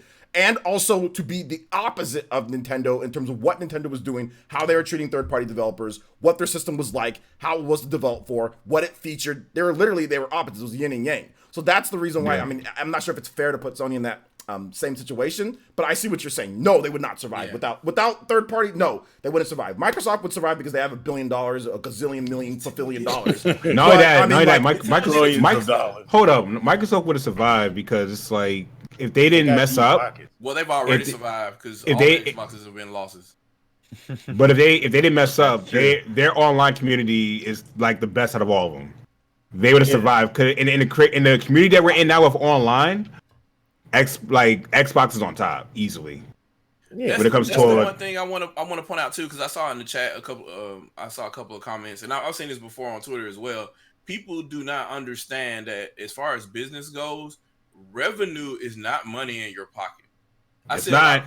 They don't understand the breakdown. They don't understand profits, revenue, net profit. They don't get it. That's just the gross. Yeah, revenue is just the gross, like the gross on your paycheck, bro. Pretty much. You got to take all them deductions out of that after that point.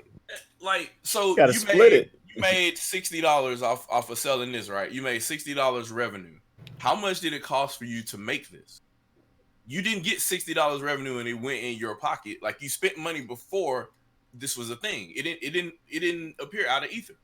And that's like, they don't understand that. So they read headlines, and the first thing they say is, "Oh, well, I see revenue here."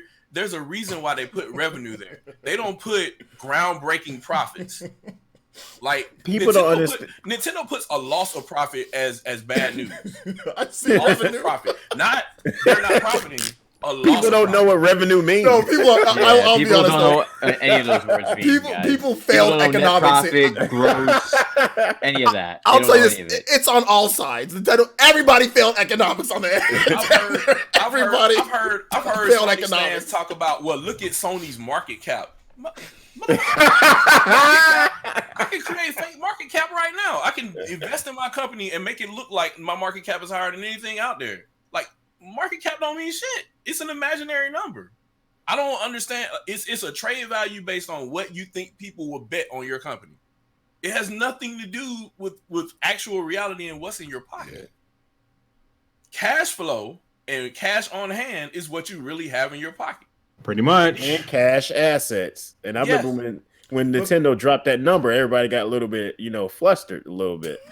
What was that? A couple of years ago, Nintendo dropped that cash asset number. Or when everyone say that Nintendo's gonna go out of business or something like that. Like they're gonna go out of business. They're gonna go out of business. They don't have any money, whatever. They posted an operational loss as a profit loss, and it wasn't a profit loss. And even then, if it was a profit loss, they still net profit. They just had less profit compared to the previous year, and they're like, "Oh God, well, they got an operational loss and they have a profit loss." But did they lose profit? Were they negative for the fiscal year? Yes. They don't report that. They try to grab a headline, and then there you go. Nintendo is doomed since 1889. Where did this even start? I have no idea. Sony. That's where it started. I was just trying to say that because it's crazy because Sony doesn't have they don't have a viable the VAIO laptop experience. That's no longer a thing. TVs is not even, it's almost not profitable because there's so much competition in that area. The other electronics that they do in Japan, like cars and refrigerators and stuff like that, is stuff that they rebrand with Thompson Electronics. So they don't really get all of that profit either. Phones, movies though, they're very, very profitable. Yes, in the movie department. Spider-Man, dude, Spider-Man, Far From Home, and like all that's been doing. I still haven't seen that movie yet. It's really good. And for a while, they were in the hole on movies as well until the Spider-Man situation and whatnot. But before that, they were in the hole in just about every aspect in auto and right now the thing that they do right now, they're giving loans to casinos and other businesses and whatnot. That is, if you read their statement, they're giving loans to people. That and they're reaping profit from that as well in real estate. Interest on loans and stuff like that. They're loan sharking almost. Imagine you're about to lose your house and Sony buys it. You got yourself a PlayStation house, bro. VR. And they're buying stuff with credit, so it's not like they have this large amount of cash. They've just been in business so long that their credit rating is much higher than any other mid-sized business. So they can just buy, on wholesale a lot of real estate that they think somebody else is going to buy and sell it to them, and then that becomes cash revenue for them. Real quick, to open a bank too. I need to open me a line of credit. They have banks too. let me get a couple donations that people went. It's been about 15 minutes. Juiceman Vaughn donated $5. Says, personally, I think Microsoft actually showing the Xbox Series X put a wrench in their next gen plans, and all the uncontrollables are hurting them too. I think that's definitely a I think that might be it too. I think they're kind of waiting. I think Double D also said that Sony doesn't lead. Sony like looks at the market and adapts, which maybe they're doing that as well, you know, and that's fine. There's nothing wrong with looking at the market and adapting. It's a strategy that many people do. Heck, you can even apply that strategy to football players or to games or to basketball. You can look at what the you know, you don't take like, hey, I'm gonna initiate this. You look at what they're doing, then you react. I mean, so that's fine. And then also Arnon donated $10. JoJo Boys in the house, two JoJo Boys tonight, and he says even when losing money, Sony always wins. So that's true. Sony always wins. Sony always wins. That's the funniest line ever. Now. The least amount. Sony always wins. Sony always wins, baby. They ended up winning. Well, not wait. Did they win the generation with the Wii and 360? No. Nope. They got second. They just barely beat 360 at the end. Yeah, that was crazy. Yeah, and the 360 was the most popular console back then, though. You know, they sold the least amount of consoles, which I still find the Wii was the most popular console. Yeah, the Wii was most popular. It was Wii, but then 360 for families. I'm saying in regards to like, in regards of gamers, the 360 was the popular console, not the PS3. For the most of the generation, yes. Yeah. But then again, which is why I'm shocked. There's a Houston Astros 2017 asterisk by that, in my opinion. In my opinion, there's an asterisk by it. You know what I'm saying? Because the Red Ring of Death inflated numbers. But however, Sony also had the Yellow Light of Death. It just wasn't as prevalent as the Red Ring of Death. You know, so I think that there was way more Red Ring of Deaths that inflated numbers. So there's an asterisk by that. My PS3 died like right before the new launch of the system too. Wow. I didn't care. I wasn't playing it anyway, really. So there wasn't really much on the PS3. I think that's what to be pushed honest. PS3 over the edge towards the end, though, because like towards the end of that generation, Sony was shitting out games because they knew that they weren't popular at the time. They were just going game, and that does it. Sony went kind of ham. These games, people buy your shit. Sony went kind of ham towards the end of the last parts of the gen, which is good. I mean, I was playing by the end of the generation. I was definitely playing my PlayStation 3 more than I was playing my Xbox 360. Those last 2 years were just fucking phenomenal. That was just I don't think Sony hasn't had that since PS1. The PS2. PS2. I don't know. Well, PS2. Yeah, PS2 did end pretty good. Well, PS2 had the killer app, which but the thing is, they drug out PS2 too far after the. You look at the end of PS2, you got games like Devil May Cry 3, you got games like Metal Gear Solid 3, even God of War 3. Like you got a lot of those games with the end of PS2, which was amazing. So God of War 3, that was on PS3. Yeah, that was on PS. I thought it was on PS2. No, you're right. God of War 2 was on PS2. My bad. But God of War 2, what you're saying is that God of War 2 was at the end of the generation. It was at that came out 2006. That was a cross-gen game, pretty much. Oh well, just without being on the PS3. Yeah. But it was one of those. It was like Skyward Sword, if you will. Yeah. It was that Skyward Sword, Twilight Princess. Yeah, Skyward Sword's a great game. Yes, it is. I'm gonna put it to you like this: on the tier scale, Skyward Sword is a D. Man, of Zelda games. In terms of what? Of Zelda games. I hate to pimp a game off of just one thing, but thank you. The last story, dungeon, man. The story and the last dungeon to me is worth it. Thank you. Someone understands. You leave the last dungeon and then you go up to go fight Demise. Like Demise, like you cannot find me a better last Zelda boss better than Demise, other than Ganon and Ocarina of Time. Yep. You can't. What? The beginning of the game is slow. Like Skyward Sword is super slow. What the hell is going on? VC, you hear this? You say are you? I don't like Skyward Sword personally. All I'm gonna say is Wind Waker is the best Legend of Zelda game. Oh, I'll give you Wind Waker. Mute that man, Mike. You guys are all wrong. VC is the most right here out of anybody. Oh hell no! I'm leaving. But I'm right because I'm about to say that Legend of Zelda: Breath of the Wild is the best Zelda game. Okay? Oh, I agree with that. Because Breath of the Wild is the true essence of what Zelda was originally from Miyamoto's vision, hands down. All you dungeon weirdos, you motion control weirdos, that was not the vision of Legend of Zelda. It was Miyamoto, little Japanese dude. It doesn't matter if it's in vision. Hold up. It was a Japanese dude in the forest swinging his sword. It was freedom. It was not restrictive, running around like this. An empty world. No. An empty world. No, it was not that. Let me put you like this. Legend of Zelda Breath of the Wild is the true successor to the original Legend of Zelda and is the truest essence of a Zelda game. Therefore, that is the best Zelda game of all time. I'm gonna give you the top 5 Zelda games. Okay, I'm gonna give you Dylon. Let me give you the top 5. Okay, best-selling, pretty much one of the highest reviewed, one of the most heralded. It captures the essence of the original Zelda that these other games just can't do, and you guys cannot disagree with OJ. Hold up, OJ. Facts. I'm gonna give you the top 5 Zelda games. Okay, number 1 is Breath of the Wild. Yes. Number 2 is Ocarina of Time. Okay, I'm fine with that. Number 3 is Twilight Princess. Number 4 is Link to the Past. Okay. Number 5 is the one that came out on 3DS.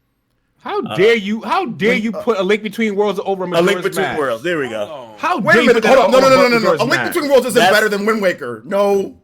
Yeah, I can't stand Wind Waker. I can't stand Wind Waker. All right, Barry, A Link Between Worlds. How y'all going to leave a Majora's Mask out of this? How dare you? Y'all don't want to hear my thoughts? Weirdo Majora's Mask.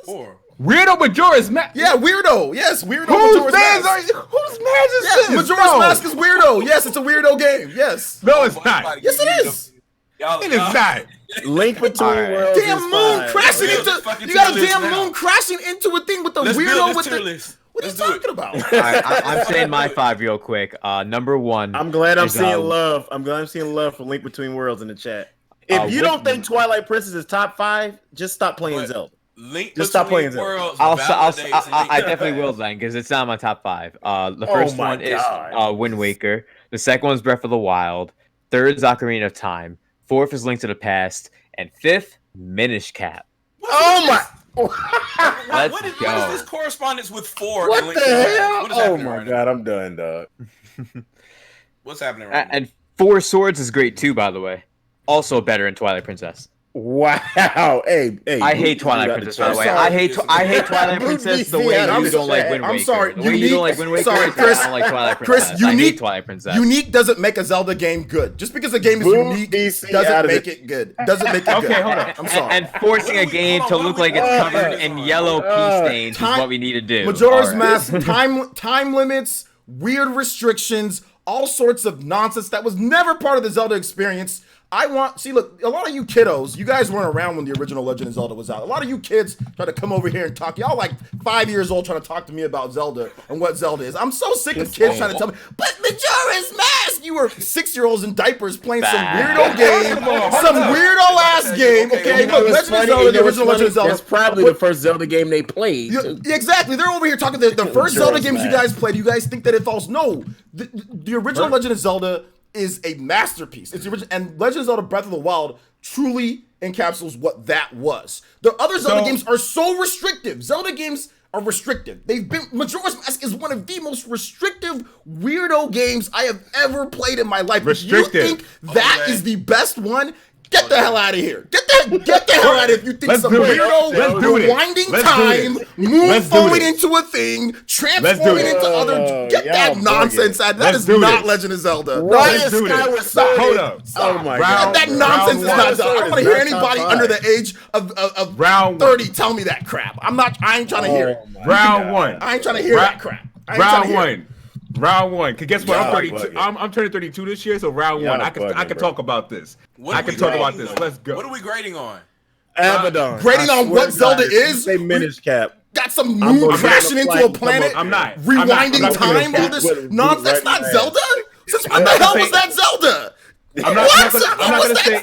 Putting on mask and transforming into a fudging Zora? Or whatever, transforming into a Goron? I'm not trying to do that. I'm playing Link. What the hell is this crap? You're trying to tell me that's Zelda? That's Zelda? No, fuck. No, it's not. I don't want to hear anybody tell me that. If you like it, that's fine. You think Majora's Mask is the greatest in the chat? That's fine. But don't sit here and tell me that's Zelda. Wind Waker is the best. No, first of all, the atmosphere of Twilight Princess was amazing. I love Zant and all those other battles. I gotta step in. I gotta step in because you know Step what, in. OJ? I'm gonna use your old point against you. Do it. Just because a game is unique doesn't make it good. You're explaining the uniqueness of Breath of the Wild as your point. It doesn't make it the best. No, I said it encapsulates what the original Zelda was. But that's still uniqueness. That's not unique. They took the original thing and they made it new.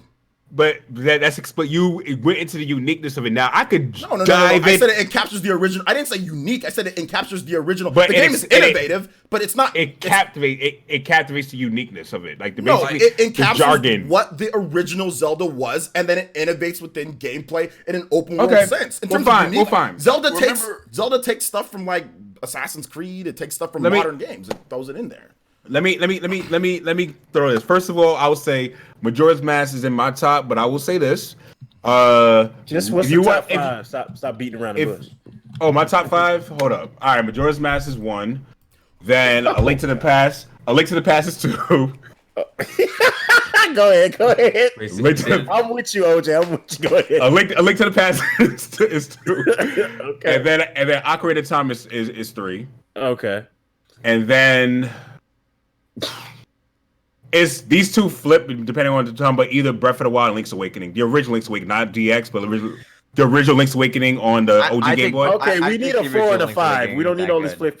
No, I'm saying like they those two switch between each other depending on those 4 and 5 interchange each other. That's need to pick one because we need a top 5. All right, in that case, Breath of the Wild 4, Link's Awakening 5. Oh my god. Yeah, that's my top 5. Say something. This man put Majora's Mask is number 1. I did. What you gonna do? So we got Twilight Princess, we got Wind Waker. This is ridiculous. You thought this was Majora's Mask and OJ, yours Breath of the Wild, Shadow Fox. What have we got? What's your pick? Man, what's your top 5, Shadow Fox? Don't disappoint. Breath of the Wild really fucked me up on this because that pushed the I'm old school, so I'm old. So that pushed the original Legend of Zelda out of my top 5. Like it pushed it out of the top, out of the top period because it basically replaced it. Like OJ was saying, to me, this is like a lot of people say Ocarina of Time is their that is a lot of people's first. That is the game of the franchise to you. It shouldn't be now because Ocarina of Time was the 3D version of the original Legend of Zelda that you can think of, or Link to the Past that you can think of. Really is Breath of the Wild. Like they literally took that game and then they said everything that we do in 2D, let's add fucking havoc to it, hack the hell out of it, and then put it in 3D and then see how we can expand this world. And that's literally what it is. Hello, take this. It's dangerous out there, and go handle that. So I agree with OJ on that. My thing is that since I'm still a fan of the original Legend of Zelda, the first upgrade to it was what got me, and that's Link to the Past. Link to the Past is a great game. It's in my top too. And it is still technically that's my number 2 as the original game was. The only difference is you're forced to go through a story first at the beginning, but as soon as you come back from that castle, you can do whatever the fuck you want. So it's kind of like it's the only difference between the original LOZ and Link to the Past is the fact that you have a forced story at the beginning. And you pick your poison from there. Even when you have to do the 3 things or whatever, you can do those 3 things in any order. They don't really tell you how to. The dungeons themselves, there's not too much text, and you kind of have to figure everything else out on your own, kind of like how Breath of the Wild is. Link to the Past is that's going to be my number 1. It's always going to be for that reason. I'll give Link to the Past because a lot of people don't respect their elders here. You know what I'm saying? And Link to the Past is one of those games. Link to the Past was in my list. It was in my top 2. That's it. Okay, that we all in agreement. It set the foundation. All you weirdos, okay, I'm calling all you guys putting Majora's Mask above that. That's like putting James Harden over Kobe or over Jordan. It really is. It really is like putting James or like Russell Westbrook. Good, but putting like some weirdo player with a big beard or some guy that has some local. Everyone has the same. Well, hold on. So everyone has the same Jordan palette or something. You know, everyone has to have the same palette though. Come on, dog. Hold on. We got to get Shadow Fox a definite top 5 first before we get into that. Back, Santiago. Okay. So Ocarina of Time is still going to be on it, but I'm at the point where I'm thinking it's probably going to be number 5 on this list. So you got Link to the Past, and for whatever reason, hate me if you want, but Link's Awakening is going to be on this list. All right. See, you see the new version or the old version? The OG version. Well, the OG. Yeah, that's the OG, like the old Game Boy, not even DX, the old Game Boy. So I feel you. That's two. Number two is gonna be Breath of the Wild for me. So it'll be Link to the Past, Breath of the Wild, and anybody you could probably assume what number 3 is gonna be. What? Can anybody kind of? There's too many Zelda games. Twilight Princess. It's gonna be Ocarina of Time. Ocarina of Time. And the reason why it's Ocarina of Time is because Breath of the Wild is better than everything that it tried to do. As far as taking the original Legend of Zelda and putting it in there, which is why the original Zelda is off the list. So that would mean my number 4 would not be Link to the Past like the rest of y'all. My number 4 would be specifically because of dungeon design would be Skyward Sword. So Skyward Sword would be number 4 for me. Skyward Sword is an amazing game. I like that game. So what's number 5? I said number 5 already, but then I just lost track of what I was saying. You said 5, but hold up. You said 5 was going to be Ocarina of Time, and then you made it number 3. So yeah, I'm a little confused. It wasn't. What I say Ocarina of Time? Yeah, you did. Yeah, you did. No, I thought it was Link's Awakening. No, Link's Awakening is 4. You said Link's Awakening is 4, and then you said So you need one more. Go ahead and throw that Twilight Princess. So I would be torn with Twilight Princess because Twilight Princess has everything going for it until you start getting towards the end. The final boss battle isn't worth all the good that you got before that. What? It wasn't. Let me mute myself right now. I gotta mute myself. What the hell are you talking about? The final boss fight in Skyward Sword is better. You learn that final boss. I love that final boss fight. You learn a technique as you're getting there, right? And you don't get to expand upon everything else that you learn throughout the entire game as you fight Ganon, like you would say versus Demise. Like the whole point of those Zelda games was you had to go back and forth between everything that you had learned the entire game. The original Zelda was that way. Hey, look, dude, you got to be able to hit me and then use these arrows or whatever to knock me out. That was the original Legend of Zelda. Link to the Past did the same thing. Every other Zelda game, like Ocarina of Time, did the same thing as well. Like you learn how to play this game, and everything goes to 10 when you fight Ganon multiple times until you get to the final boss battle. In Twilight Princess, that ain't necessarily the case. And you learn these awesome moves throughout the game. I'm thinking like the final couple of techniques you learn from the knight, I could have used those earlier on for other dungeons and other combat, but you know they chose to give it to you right before the end, and then you didn't even really need it like that. So it's kind of. But the boss fight was still ridiculous. It was because you got to see your realistic Link go against the Ganon, but like it didn't provide what you needed as far as everything. And didn't fighting Zant before that? Come on, are you serious? So Zant to me was the better of the two. They was about equal. I enjoyed them both equal. And that's kind of so. And I would definitely say I thought that the same was going to be the case of I can't think of the name. What's the weird sword guy you fight in Skyward Sword? I thought the same thing was going to be about him because you fought him the most. But then once you get to Demise, like, and then the lead up to Demise, like that was it all the way. And then you fight him before you get to Demise again. So it's like they're constantly testing you. And then I'm going to say that Skyward Sword's final dungeon is probably the It's best S that tier. I played in 3D. It's S Okay, tier. we still got to get to this number 5 though. So is it Twilight Princess or not? It doesn't sound like it. Well, what are you touring with? Twilight Princess or what other game?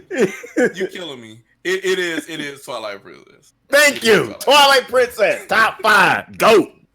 It's not. Is that in 3 of our top 5s, or is it just not in mine? Because it's not. I didn't give my top 5 yet. Oh, go ahead, OJ. I thought you did. Go ahead, No, OJ. I disagree. I agreed mostly with yours. I'll just be quick though, just because like we've already been on for a bit. Also, shout outs to. Oh no, I actually got everybody. Aron.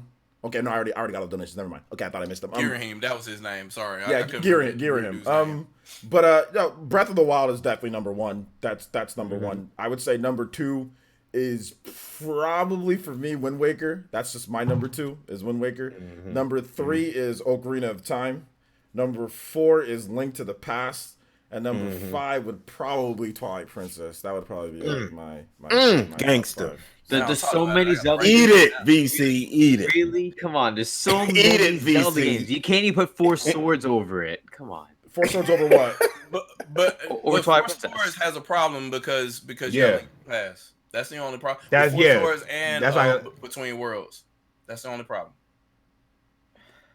I just hate Twilight Princess. It's all right, VC. You just wrong. No, VC's list isn't bad. This man put Minish Cap. That boy don't know what the hell he talking about. Minish Cap is good. Minish Cap is fire. If you look at the chat, Minish Cap not top tonight, 5. people are saying, it's top 5. People are saying, no, man. Where's the love for Spirit Tracks? Where that's at? Spirit Tracks is all the way at the bottom. Someone was talking about it before. Spirit Tracks is on the tracks. That's exactly where it is. All the way at the bottom, bro. It's all the way at the bottom. It's all the way at the bottom. Spirit Tracks. Phantom Hourglass is definitely better than Spirit Tracks. That's for sure. I think that the DS Zeldas, both of them, Phantom Hourglass is better than Spirit Tracks, but they're both are. If you have hands, Minish Cap is way better than Twilight Princess. Alonzo Vines, Minish Cap is top 5. Geronimo, Minish Cap is fun, man. Minish Cap is good. What the hell only is had wrong 4 with people agree with you. Shut up, VC. No, there's more people. Everyone Minish Cap agrees is with fun. me. I agree. Yo, you just you will respect the Twilight, okay? I won't respect that piss-stained Zelda game. Literally, it's yellow the whole time. Hold on. Let me Which game? Let me go in your world real quick. Time out. What did we talk about, VC? Twilight Princess. The color palette for Zelda. Time out. Wait one of the worst a color second. palettes Now, ever. VC, I don't even disrespect Twilight Princess. That was a groundbreaking game. Let me go ahead. People just wanted another Ocarina of Time, and that's what they gave him after the backlash of Wind Waker, and also showing a demo before Wind Waker that looked like that next step from Ocarina. Come on. He's right. He's 100. What VC just said, he's 100% right about that. I don't give a damn. It was still a beast game. It was a good game, but he's right about what people were, the mindset of people going into Twilight Princess. He's right about that. Do we have time for another tier list? Hold on, let's do Mario. No, we do not have a time for another tier. No. I want to point this out. Twilight Princess has a Metacritic of 96. Can anybody guess what the Metacritic of Minish Cap is? 87? 89, which means it's not in the same damn league. So get it correct. That's not how ratings and people's opinions work. But all right, whatever you say, whatever floats your boat. So Baron. Now Baron. Hold on. So hold on. Watch this. Metacritic for dreams, huh? You Metacritic for dreams, Baron. 96 on Metacritic. Watch this. What's Watch dreams, this. huh? I want to hear it. Dreams is 89. What are you talking about? 89. It was at 91. So. Watch this. It went down when they got more reviews. Mm-hmm. Watch this. Majora's Mask is not higher than Twilight Princess. Whatever. No. Watch what I'm about to do just to expose this whole thing. I don't follow Metacritic, but I want to just expose your logic right now. Yeah. What does Majora's Mask have? Majora's has a 95. So everybody knows that. So is it really below the tier that as everyone been saying this? It doesn't belong in top 5? It ain't number 1. Let me read all these fraudulent. Let me read all these fraudulent reviews from Majora's. Let's read all these weirdos and fraudulent reviews from Majora's Mask. You can't trust those guys back in that. You can't trust those guys back then. Those people don't even work in the industry no more. They were hiring people off the streets for those. Nobody had no money back then. Nah. Hold up now. Is this the same OJ who was defending Metacritic and saying Metacritic was good prior to Death Stranding? I didn't say that Metacritic was good. But I'm just saying, like, let me read these fraudulent reviews from these people. Hold on, why are we talking about a whole list of games right now? We mentioned Death Stranding. You got A Bumble reviewed these fraudulent websites. What the hell is that? Nintendo files with the Nintendork. Nintendork, come on, Baron, come on. Hey, so, these fraudulent review sites. Those are CNET games. So what the hell is CNET? Bernie Sanders games? What the hell is CNET? Yo, CNET's that website where you get a cracked version of Sony Vegas for free. Fraudulent review sites. Oh, man. What? 27 critics.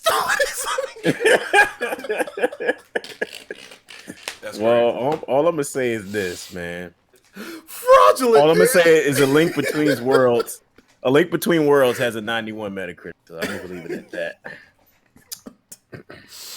So listen, Minish Cap is better. Link Between Worlds is Which is higher than Minish Cap, but okay. Link Between Worlds is perfection. It's just the base is Link to the Past, so you you have to start there, and then you just say, hey, look, well, we should look at what's there and see is Link to the Past the original game versus Link Between Worlds or Four Swords. Which one of these stands on its own the best? Is as an entire franchise from beginning to end, story, gameplay, what have you, the whole nine. If you want to count story as a thing, we got Sony fans in here, I'm guessing. So yeah, story is a thing. Story is the reason to play games. Is the only reason. Nintendo fans like story too. Yeah, but I wouldn't like. Even though like, if I put story on there, then Wind Waker is going to be on that list, and it's it's got to be in the top. OJ, did you read that? That's why it's in my chat. top. That super chat. Number one easily. Yeah, let me get into the couple super chats here. Tommy Raiku donated $2 to super chat and says Wind Waker on GameCube is the best. Wind Waker HD is on much the Wii better. U is on the Wii U beautiful. is much better than the original. It's one of the best looking games on the Wii U. But the gamepad really enhances the experience. I never look. I'm not the biggest fan of the gamepad, but that game, I think it really makes the game like way better with the gamepad. It worked really well with it. It worked really well with it. Probably the best game for me. The best gamepad game was Wind Waker. Juice Man Nintendo Land's pretty good with the gamepad. What'd you say? Nintendo Land's pretty good. Nintendo Land's pretty good with it too. Yeah. Juice Man Vaughn donated $2 and says Twilight Princess was a Zelda game made for Ocarina of Time babies. Okay. It was. Yep. In 2004, grown men cried. I'm telling you guys, that's exactly what it is. It still was exceptional. It's the Ocarina of Time pacifier. Here you go. Here's your Ocarina of Time pacifier for your GameCube and Wii, so we double up on sales. Like that's literally what it was. And it worked too, because people. People shut up. It's crazy how like the two consoles that had a Zelda at launch. Well, actually, the successful because Zelda launched with it in Japan, I believe, because it came out in '85. Yeah. It came out a year. I think it was a little bit late in '86. I think it came out in like December. I'm telling you, all you Minish Cap fanboys, I'm blocking you. I'm blocking you. I'm not dealing with this. I'm not dealing with this coonery now. It's tough. It's tough doing this tier list because like they're different. Zeldas are different based on different things. So like I would have Skyward Sword like way higher on the list going by like dungeon or gameplay. There's so much that goes into that. But and if you talk about story, then I would have Wind Waker at the top of the list. So it just depends. Facts. Like Wind Waker is even on my list right now. It's probably like number 7 after Skyward Sword. So it just depends on what we're talking about. If you're talking about overall, then yeah, that's my top 5. But I had to write it down. Shout out to the 300 plus people watching. I appreciate you guys. Oh wow! Oh, yeah. Yo, literally, let's talk about a Mario tier list. I can pick. Dude, we're gonna roll out VC. Not a Mario tier list. That's too long. I got time. I don't know about you guys. Well, I can't. People here. I can't. 300 people have time. OJ, stop lying. I can't keep you guys the slates. The slates. No, we can go for about 20 more minutes. I got 20. Yeah. You guys got 20 minutes? Abaddon, you got 20 minutes. Nah, I'll probably have to roll out. I got to get some more editing. Got to get some. Shadow Fox, what about you? I got time. Okay, let's do some. It's all good. He put Majora's Mask as number one. So he. What you gonna do? Listen. So much. Listen. If you want to go, you go top tier Mario games. Super Mario World is my number one. Okay. Super Mario World is my number one. Then Super Mario Brothers 3 is my number 2. Mario 64 is my number 3. Oh, okay. And let's see, number 4. Believe it or not, I'm actually gonna put Super Mario Brothers 2. 2? I actually like that. I actually. You know what? You real definitely Super Mario need Bros. to exit 2 now. or Wait, which one? That's number four. That's number 4. Doki Doki Panic. Are you talking about Doki Doki Panic? So American Mario Bros. 2? Is that what you're talking about? Yeah. The one with like you had the parrots and everything. You had to choose between the 4 different characters. Okay. You mean the one where Luigi was jumping like he was on steroids and on crack? Oh yeah. Dangling his feet every time. That's canon now. That's canon now. That's true. It is canon now. So I would say because that's Smash.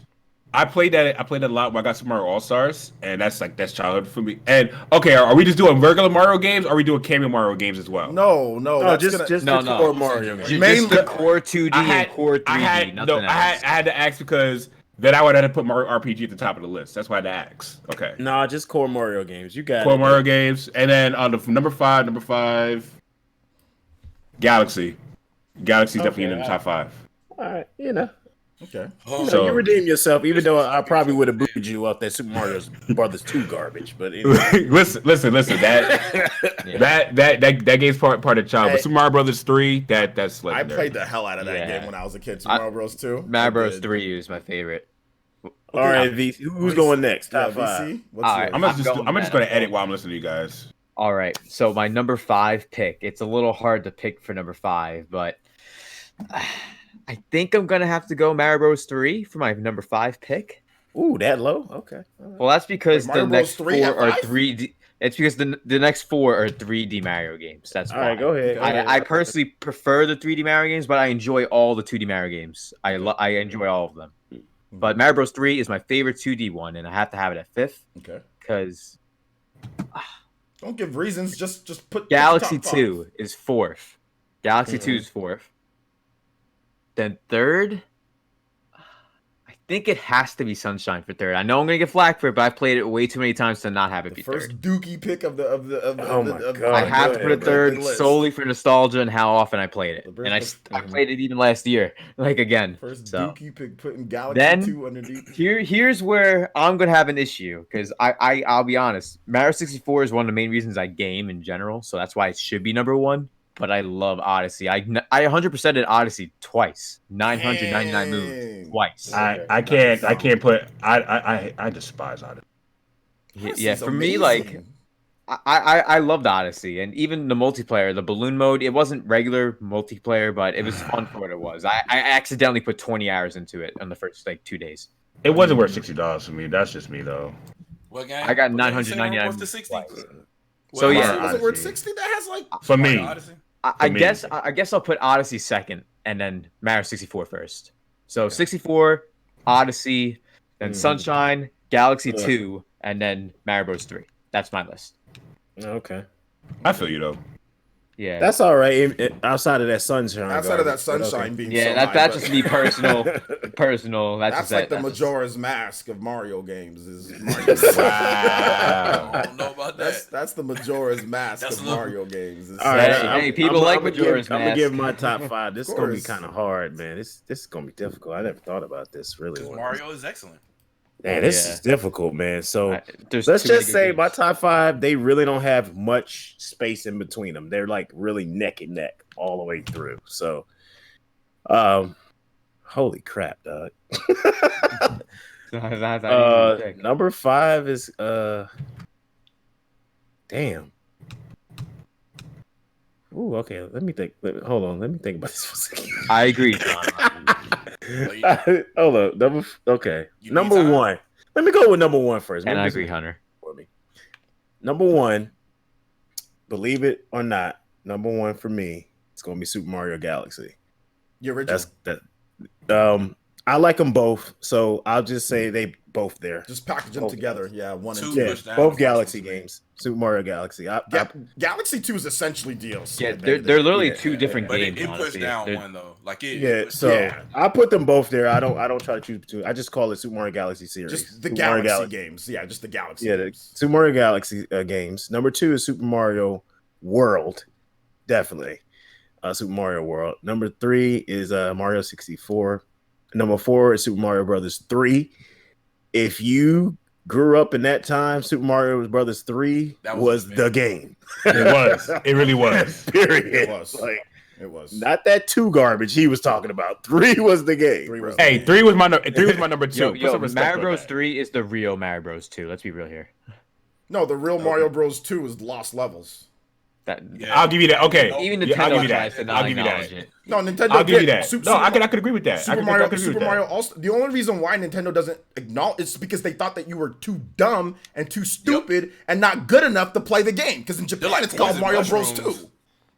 That's the only reason why we didn't get it is because they thought that Americans, people here, aren't good enough to play how hard the game was. That's the only reason. But I don't get that so though. They repackaged Doki Doki Panic as Mario Bros. Super 2. Mario Versus was a good selling arcade machine over here. So I don't when they came up with that explanation, I was kind of like, I don't know. Like y'all made a lot of money off the arcade games and people were playing it. So but arcades were unless people in the arcades couldn't make it past World 1, 2 sometimes. People in the arcades were the chorus of the core. They weren't casuals. Whereas like in the NES, you were everybody. My mom and my dad were playing Mario back in the day. Everybody was playing Mario.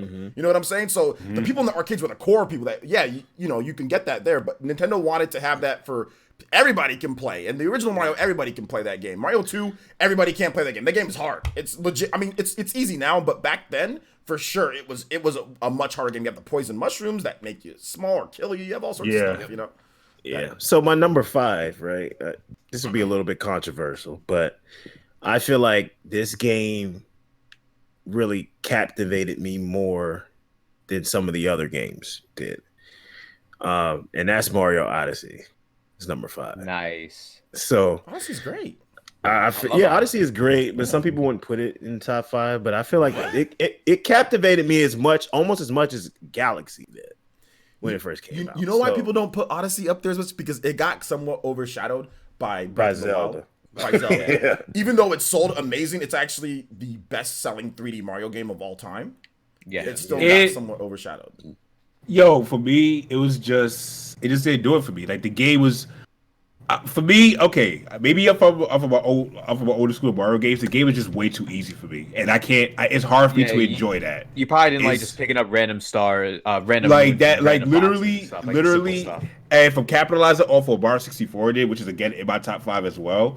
Like Mario 64 in itself, I'm not gonna say it was the hardest game in the world, but there was some difficulty scale playing that as a kid. And even going back as an adult, there's still some difficulty there if you don't know the routes already. Because of the jank camera and some of the control issues in the game. Yeah, but that caused some of the difficulty with it. Here's the thing. But outside of my top 5 really came out to what it was. Like I said, it was Galaxy, Super Mario World, Mario 64 at number 3, Super Mario Brothers 3 at 4, and Odyssey at 5. All 5 of those games, when you first play them, you had that wow factor. You know what I mean? Like it really wowed you. Like Galaxy really wowed you. The whole gravity manipulation stuff was just mind blowing. Yeah. You know, Super Mario World wowed you because you thought, Mario games wouldn't advance to anything like that. And I loved, the cape and all the other power-ups you had, riding Yoshi, all that good stuff. Super Mario 64 was just something you never thought you'll see in a video game ever because we just went into 3D. Super Mario Brothers 3, I used to play that all the way to the wee nights in the morning. Me and my brother would just, try to initiate battle mode all the time so we could just battle. So it was just crazy. So, and Mario Odyssey it was just a wow moment. Like some of the boss battles in there I really enjoyed. The environments were amazing. You know what I mean? I like how they twisted the story up a little bit with, the marriage and all that other stuff. It just had the wow factor. They had those 5 games had bigger wow factors than any other Mario to me. Yeah, I think the lead up to getting to Bowser there was pretty good. And the battle itself was okay. It's always interesting talking about Mario games and what people think, because people will say this game is, you know, overrated or underrated or whatever the case is. But honestly, there's nothing wrong with Odyssey at all. If you don't like it, you don't like it. But the controls are better than literally every other 3D Mario game. That's kind of what I. You know what I'm saying? The too. controls are better. It has more content than pretty much every other 3D Mario game. But you know, Super the game Mario itself Brothers has better. It's literally, it does things in terms of maneuver and like movement abilities. There's things with Cappy that you can't do in other 3D Mario games. The platforming in Odyssey, you can do so much. The like, platforming it's and I'm not even, look, Odyssey's not my favorite 3D Mario game, but people sitting here and saying that it's overrated, it's all this, I didn't like it, y'all just throwing a hissy fit because y'all didn't like it as much, all right? The game itself is god tier in 3D game design. Who has made a 3D game, a modern 3D game that's anywhere near the quality of Super Mario Odyssey? Who? Anybody? Can anybody name a game? The people who are saying that, name a single game that is made in terms of movement options, 3D platforming, scale, and everything. Who's made a 3D modern game as good as Odyssey? Everyone's saying it's overrated. People saying overrated. It's not that good. I'm not saying it's not good. I'm just saying. I just said for nobody's made one. So people sitting here saying that it didn't wow you. It's all this. Really. Name another 3D platforming game that's done what Odyssey did. I'll wait for that. Let's hear it. Let's hear it in the chat. I can't think of a single one. Name a single game. Since it's so overrated, I'm not talking about you having on, but since it's so overrated in the chat, and it's not so, and all these 3D games and these old Marios are better, okay, if that's the case, what's done as good as that? What has wowed you in terms of a 3D game? Ukulele, get that nonsense out of here. Get out of here. 3D platformer. 3D platformer. Can anybody name anything for how overrated this game is? For how overrated this 3D Mario game is? Name another game that gives you what Mario Odyssey does in the modern sense. If you can't name one, it's not the same genre. If you can't name one, then have a seat, because y'all talk about it's overrated. It's definitely doesn't have the good platforming though. It's a great game, but not for platforming. What makes a game not the same genre? What makes a game overrated? Like it's not. It's not even the same genre. What makes a game overrated is when you compare it to other games out there, and people say, "Well, this one's done better." Okay, well, in the 3D platforming space, in the modern sense, what game did better? Oh, this chat really quiet right now. Nobody's naming anything. Y'all just sitting there like, oh well, I just don't like it. Oh. Y'all ain't naming nothing. Name something. Since it's overrated, well, name a game that did better that should have been rated higher. We got Ukulele. There's nothing. There's nothing. You guys are naming old Mario games. Not Lucky's Tale or Super's Lucky's Tale or New Lucky's Tale. I think NX said probably the fairest thing in the chat in his, could be mixed with a good fact mixed with an opinion. He said Odyssey is literally designed greatly. It's just not as fun as some other games. Subjective type of stuff, though. That's fine, but I'm talking about mechanics and actual facts and proofs in terms of game design and what's going on. If you don't like it as much, that's fine. I don't like turning into weirdos in a Zelda game. That's fine, okay? That's cool. That's not the point. The point is name the mechanics in terms of a modern game that makes it overrated. Because when you say something's overrated, you're comparing it to its other peers in the same genre, right? Not older games. We're talking about modern game design. We're not talking about Mario 64. That was literally the birth of modern 3D platforming. We all have nostalgia tinted glasses on with that, because Odyssey crushes Mario 64 in controls and in content and all this different type of stuff. It just plays 10 times better. So if you think that sitting there riding around in a turtle shell in Mario 64 is better, that's fine. You could think that. But Odyssey's obviously bigger and more grand. So if we're going to talk about that in terms of modern sense, it's overrated. Okay, it's overrated. Name other games in its class that do the same things, that to where it makes that this game is overrated, not compared to before, but it makes it overrated based on what else is around it. Anybody got anything? The bigger question is, I would even throw into that to just try to help the conversation. What other platformer games outside of Mario are there really? So, and that's kind of that was the PSA I wanted to give. Like, these tier lists that we're doing for both Zelda and Mario, we got to make that disclaimer first. Like, there's nothing out there that comes close to these. Like, there's it's like, don't even start to roll your R for Ratchet. It's not happening. Like, it's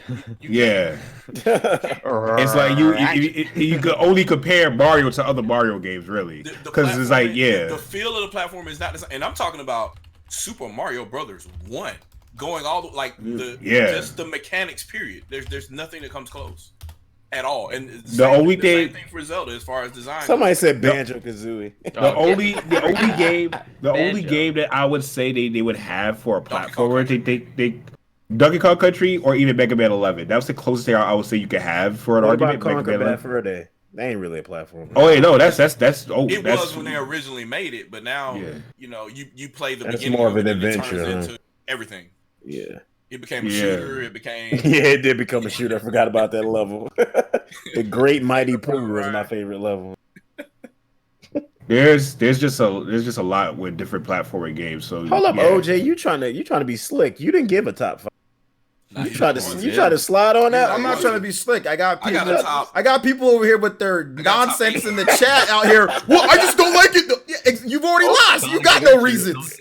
Y'all got bodied. The chat got bodied. Y'all got bodied. It's okay. It's okay. Mario Maker doesn't count because we already Mario Maker don't count. The response was, "I don't like it. It's still overrated." That was the response. It's okay. All right. Top 5 is number 5 is probably. I think I got to go from the top. It's easier for me to go to the top to the bottom. Yeah, it's hard to. It's hard to go from the bottom to the top. Let's see here. Let me read out this donation first. Juiceman Vaughn says Odyssey is a 9 out of 10 compared to anything else, but it's an 8 out of 10 3D Mario game. I disagree. It's better than that. 30 frames, nonsense, sunshine. I'll tell you that. Water pack, jet pack. Surf and turf, whatever the hell that is. Surf and turf, Hurricane Harbor, nonsense. Surfing on this dude. I'm good. Sometimes. I'm good. I'll take Odyssey over it. But anyway, no, I mean, thank you for the $5 donation. I appreciate it. So let's see here. At the top, we've got number 1 is definitely the Galaxy. To me, Galaxy games, just cool. 1 and 2, they're number 1. Number 2 is Super Mario Bros. 3. Number 2 is Super Mario Bros. 3. I think that game was just amazing. And if you want to, like the All-Stars when they kind of remade it, and that was amazing too back in the day. That was great. Yeah, that was play Mario All-Stars. That was just so good, Mario okay, so we on the same page. Mario All-Stars. No. I'm not saying Mario All-Stars because all Mario All-Stars is just a remake. It's just remakes. So you talk about the palette remakes of those games. Mario All-Stars. I played a lot of original Mario Bros. 3, but Mario All-Stars was awesome too. But Mario Bros. I want to see no 3D World praise. Loose over, no. 3D World's actually really, it might make my list. Number I swear to God, that are better than 3D. Go ahead, OJ. Don't you? I swear to God, don't say that. 3D World's pretty damn good, man. 3D World's good. So you guys are really gonna get number 3. Number three. We're not counting like Yoshi. The Yoshi's on. That doesn't count, does it? Technically, it does. Mario's in the game. No. Does those count? Mario's in Mario. Not the Yoshi Island. Does that count? No. It's Super Mario World 2. It's called Super Mario World 2 Yoshi's Island. Does that count? Mario World 2. No, it doesn't count. Let's not count. It's called Super Mario World 2. You're controlling the Yoshi. You have to get the baby Mario when you leave. Well, hold on. No. If you call that 2 of Super Mario SNES games. Because I would. That's why I want to use Super Mario Brothers RPG because that's still Super Mario. So yeah, exactly. So you can't do that. Let's stay away from Yoshi's Island. Are we staying away from that? Because that would have been my number 3. Because I absolutely love that's a good game, though. It is a great game. I love that game, but we can't count it. Okay, we can't count that. All right. So I guess number 3 is probably for me. It's probably gonna be Super Mario 3D World. Like I really like Super Mario 3D World. God. Wait, what game? You cut out. What is it? That's number 3. Number 3. You cut out. We didn't hear you. You cut out. Okay, let me go from the top. No, this number 3. What's number 3? His number 3 is a whack game on Wii U. 3D World. 3D World. Oh. Can I package it with 3D Land too? No. It's like the same game, just like one of us. No. We have to. It's like we have to. Just put those two together. So whack, bro. The 3D World, 3D y'all Land. just putting the games together like Baron. I'm gonna put the world with them lame ass cat suits. Come on. 3D World, 3D Land. Mario 60. After that is Mario 64. Mario 64 is amazing.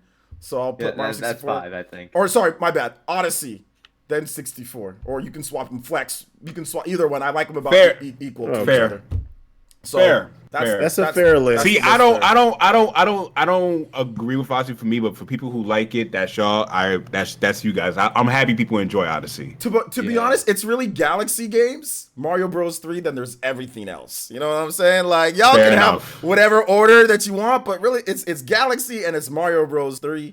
You know, and then there's all the other stuff that there's a lot of Mario games. I just don't like 3D World. I bought it. I beat it in 2 days or like 1 day, and I brought the game right back to GameStop.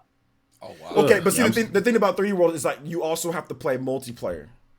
Yep. Yeah, I'm starting to get hungry. If you don't play multiplayer, and yes, that's partly Nintendo's fault because they don't have online. But the multiplayer aspect of 3D World is so good. It's so good. I actually replayed the whole game with my daughter, and that's why it's up so high. When I played it through my first time, I thought it was great, but I wouldn't put it above other stuff. But then when I replayed it with my daughter, and then I also replayed it with friends, back when I had friends, it was really good. It was really good to play. You know what I'm saying? Like it was really, it was really, really good to play. That cat suit was an abomination. That cat suit was amazing. You can climb up stuff with it. You can do like it's good. It's good. Dive. Wait a second. Hold up. I got a question to ask. Yeah. Is Mario Maker included in all this? No, it's not Super Mario. It's Mario Maker, not a Mario game. I mean, what's a Mario game? It does have it's not a core Mario game. It's like saying Mario. It's like saying the one player mode, the campaign mode is still something. But if we're gonna do all that, you might well throw NES Remix. Like we can. Y'all gonna have to start throwing Mario Party and Mario Tennis. Like nah. Hey, we did that. You know, Mario RPG is gonna be my number one. Hey, look, what's the other one? For everybody, Super Mario RPG. For everybody who's saying Mario Odyssey is overrated and stuff, well, you know what? The gamers don't think that. Reviews, sales. Okay, listen, hold up. Fan feedback. Everybody thinks, for the most part, reviews, sales, everything's there. And Galaxy had more opportunities to sell than Odyssey. That's the thing. Galaxy was on an install base of 100 million. I'm Odyssey confused still right beat it now. out. So Odyssey's dope. I don't care what anybody says. Odyssey's great. I'm confused. I see a lot of people saying Odyssey was overrated, but hyping up trash 3D World. Yeah, that's what I'm trying to figure out. 3D World's so bad. We got a lot of hipster Nintendo fans right here. You know what I'm saying? There's definitely some hipster Nintendo fans trying to be like the way, like the cut, trying to be something kind of different. You know what I'm saying? Like the barista look. You know what I'm saying? Like there's definitely some hipster baristas in this chat right now for sure. So I want to end it with a bang. All right, I want to end it with a bang. And considering I just seen this movie and it was pretty good. Oh, Sonic movie? I want to make a tier list for Sonic. We're not making a tier list. We're not making a tier list for Sonic. The problem with that is we can only pick 3 games because there's not many good games. You know, I already have my tier list. And I ain't want y'all to judge Mario yet. I'll just say this. Sonic 3 is my number 1. That's it. Everything else is after that. I'll just give you one. Pretty damn good. I'm not gonna lie. Sonic 3. No, wait. Hold up. No, I gotta say this. Sonic 3 paired with Sonic and Knuckles, because that was a thing. So Sonic 3 paired with Sonic and Knuckles. That's the best Sonic game of all time. It was still separate games though. Sonic Adventure. The reason why I know you used to put the cartridge together. I know I had. Yeah, but you get all the levels with that. Like you go from Sonic 3 paired through all the way to the end, and you get the Super Chaos Emeralds and everything. So that's why I put that as one game by itself, because you get like literally it counts as like level 13 in the game when you do it like that. Well, I'm gonna give you my top 5 Sonic games, so don't judge me. Okay, I'm just giving one Sonic 3. Don't judge me. My number 1 is Sonic 2. Fair. I was in love with that game. No, respect. You know what I mean? Yeah. Number 2 would be Sonic 3 or Sonic and Knuckles. That would be number 2. Okay. Since you put them together. Okay. Number 3. Number 3 will be Sonic and the Secret Rings. That's what number 3. Sonic Wildfire. I got you. I see. Secret Rings. Yeah. That was a pretty damn good engine. That was decent. That was decent. Sonic and Secret Rings number 3. What do you like? Number 4 was Sonic Heroes. The Black Knight. You like that one too? No, I didn't like that garbage. Number 4 is Sonic Heroes. Wow, I love Sonic Heroes. Yeah. And number 5, hey, Secret Rings was the beast. I'm sorry. Number 5. Number 5 for me. Okay. The first Sonic Adventure. That was number 5. Nah, I gotta put Sonic Adventure 2 above that one though. Yo, just because I did not like some of the breakups, but that whole end rush made Sonic Adventure 2. I don't like people hating on Sonic and Secret Rings.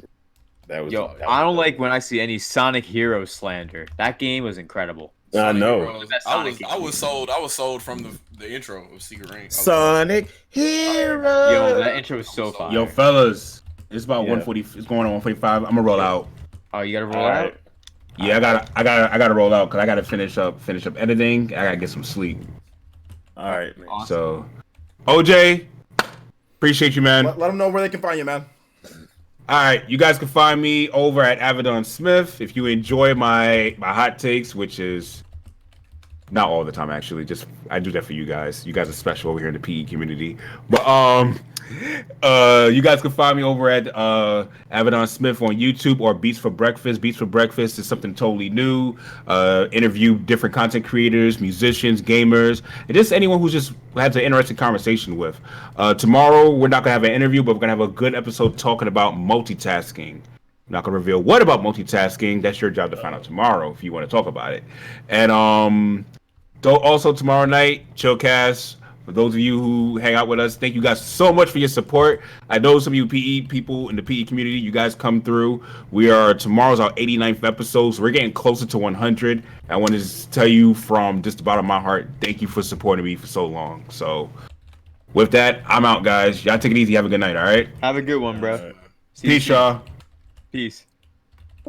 Take it easy. So I don't like all this slander, man. I don't like all this slander, dog. Well, like I said, Secret Rings getting Secret Rings getting slandered, and I don't appreciate it. I hate all the Wii Sonic games. All the Wii Sonic games weren't good. But for my top 5, it's kind of hard, I'll be honest, for the number 4 and 5 picks, but I can definitely pick the first 3. Number 1 is Sonic Mania. It's the definitive Sonic game. Sonic Adventure 2 is my number 2 pick. And then after that, it's a little hard to pick number 3. But why are I we think rating Sonic Colors. Why are we rating? I Because am he not had a wasting good my movie. time. I'm reading donations. Juice, NX Revolution donated $2. Super Sonic Mario Mania is World the best. 2, That's all that matters. Yoshi's Island. Thank you for the $2. Matthew Hammond donated $1 and says the Moons and Odyssey do not feel accomplishment, and they are widely and they vary widely in difficulty. Is that a bad thing? Galaxy 2 levels started getting progressively harder as you make it through the game. I mean, I think you need to play the games back to back. I don't think you remember because Galaxy 2 was a decade ago compared to that. So I think you need to play them again. And then they're different game design too. Galaxy 2 is straight through. Mario Odyssey is kind of different in terms of its structure. So it's kind of hard to put those two together. You're comparing two games. One of them in terms of like how the difficulty ramps up. It's a completely linear experience. Mario Odyssey, Mario Galaxy, you just go straight through. Mario Odyssey is completely different in terms of how they structure things. So that's just, like I said, I think the decade between the two games or whatever the case is, or 7 years or however much, I think that's coming into factor. I think a lot of people lump them together too. Yeah, a lot of people, just like I said, a lot of people, they remember certain things, but then they played the game a long time ago, and then this is what they remember from what they were playing. You know, this is what they want to say, like, oh, well, this one was harder because of this, and this. But at the end of the day, it's like one of those games you went straight through. Whereas Mario Odyssey, it's a completely different type of where the hard levels are, where it's not, when you access them, how much content is in the game in the first place. So it's like, I mean, that's fine. It's all opinions. At the end of the day, it's all opinions. But all I was saying with that was like, to all the people that are getting on me, all I was saying was like, when it comes to 3D modern, games, 3D modern design, you can take your opinion, put it wherever you want to. In terms of gameplay for a 3D game, Mario Odyssey is kind of unparalleled for any new 3D Mario game. Yeah. It's kind of like in terms of level, nothing is out there close to that. It's smooth how it plays, everything. Like I said, you can have your opinion, that's fine. But when I ask anybody to say, well, name some modern ones, everyone says, oh, don't put the restrictions on me. No. We're talking about modern games. Like if something's overrated, you compare it to what it's doing right now against its peers. But hey, that's fine. Like if you guys can't name the reason why y'all can't name none, because 3D games, it's hard to make a good 3D game. It's not easy to make a good modern 3D game. It's actually really especially with that kind of precise platform. 3D platforming, yeah. That is difficult. It is difficult, more difficult than people give it credit, and that's why like everybody, trust me, like if Sony and Microsoft could do it, they would have it, but they don't. So there's a that was the disclaimer I wanted to give before I even started talking about both of these things. We'll end on this. I knew he was gonna read that. We'll end on this. Baron Lou Silver says donated $4.99. Says Baron, give us a legitimate reason why 3D World sucks besides a cat suit. LOL. We'll end on that. All right. Here's my reason. The cat suit is dumb. The end. I can give some reasons why the game sucks. It's too easy. I beat the game in like 1 or 2 nights, and I sent the game right back to GameStop. No Mario game should make you feel like the game's too easy. No game should be finished, even with Champions Road included, in 2 days. But no, wait, Mario games can be finished. Mario days can easily be finished in a day. You can finish most Mario games. That's the Kirby of the Mario series. Though, but it is. But to answer, you can finish Mario Bros 3. Right, Mario Bros 3 is easy, is it not? Who's Super Mario 3? The original Mario Bros. Is considered easy too if you go through all the secret paths. Is Mario Bros 3 easy? I think Mario Bros 1 is way easier than 3. That's for sure. Okay, so Mario Bros 1 is easy. Well, that's because you know how to do the shortcuts. Then it's easy. Okay, but is the game easy? No, Mario 1 is hard. Unless you do the shortcuts. So is it hard or is it easy? Which one? Why would you say Mario 1 is easy? It's definitely not easy. It's not easy. It's Mario 3 with the shortcuts, it's easy is all I said, as I clearly said twice now, 3 Okay, times. you said that. So if a game being easy, so without the shortcuts, so it has shortcuts, right? So that makes it easy with the shortcuts, which is in the game. So a game can be easy and still be good. VC, you just messed up. You know that, right? A Mario game can be easy because it has shortcuts built in. So it can be. A game can be easy and still be good. A Mario game can be easy. 3D World is not fun. The most innovative thing of 3D World was the cherry item, and that's it. Okay, that's fine. Okay, I was just about to say that, BC. I feel like they really didn't push the envelope with 3D World at all. I just feel like they just threw something. It was 3D Land for the Wii U. That's literally what it was. So I was like, what the hell is this? Like, that was just. I feel like that was probably the laziest attempt at a Mario game. I agree. That's exactly how I feel. It was. You guys didn't play multiplayer. You guys didn't play multiplayer. Just lame as hell. Multiplayer was good, and it's kind of hard to play multiplayer. Like you're right. You're right. No, I agree. That game turned into Kirby because it was more about collecting it. Yeah, all about the stamps too. They wanted you to collect the stamps. Yeah, with the Miiverse, right? Yep. But my number one was Super Mario Bros. 3 for obvious reasons because I'm fucking cool. But it still stands the test of time today. Like I just got through playing Celeste, and in the middle of Celeste, you jump on a white block and you go in the fucking background. Like that game is just iconic. It influences everything. So I don't know, man. I like little things that you find out like, hey, if you touch the far right of a block when you hit it, it sends the item that you're trying to use the opposite direction. Just little nuances. Like, who the fuck thinks of doing things like this inside of a game? Like, and that was in 1988 when they originally developed that. It didn't come out here until 1990, but in 1988, Nintendo was thinking like that. And that, to me, that's gonna be my number one Mario game all the time. I will say this, that in my opinion, having and yes, there's no multiplayer online, but having a Mario game with 4 people running at 60 frames, all like to where it works and it's not just complete trash, is to me an achievement in its own right. And on top of that, they had the game design that actually spun off a whole separate series, Captain Toad's Treasure Tracker. You know? Yep. So that also even spun that, and that was built within Super Mario 3D World, and that spun off a whole separate franchise. A multi-million selling franchise for Nintendo. Okay, and I'm gonna put it to you like this. I mean, that's pretty cool, right? You got 3D Odyssey, right? Bruh. That's pretty cool, right? Is it not? OJ, let's be real. You know what? Cool? I'm gonna tell you the truth. 3D World links to Odyssey. Look at that. Let's be real, okay? Let's be real. Go ahead. All right?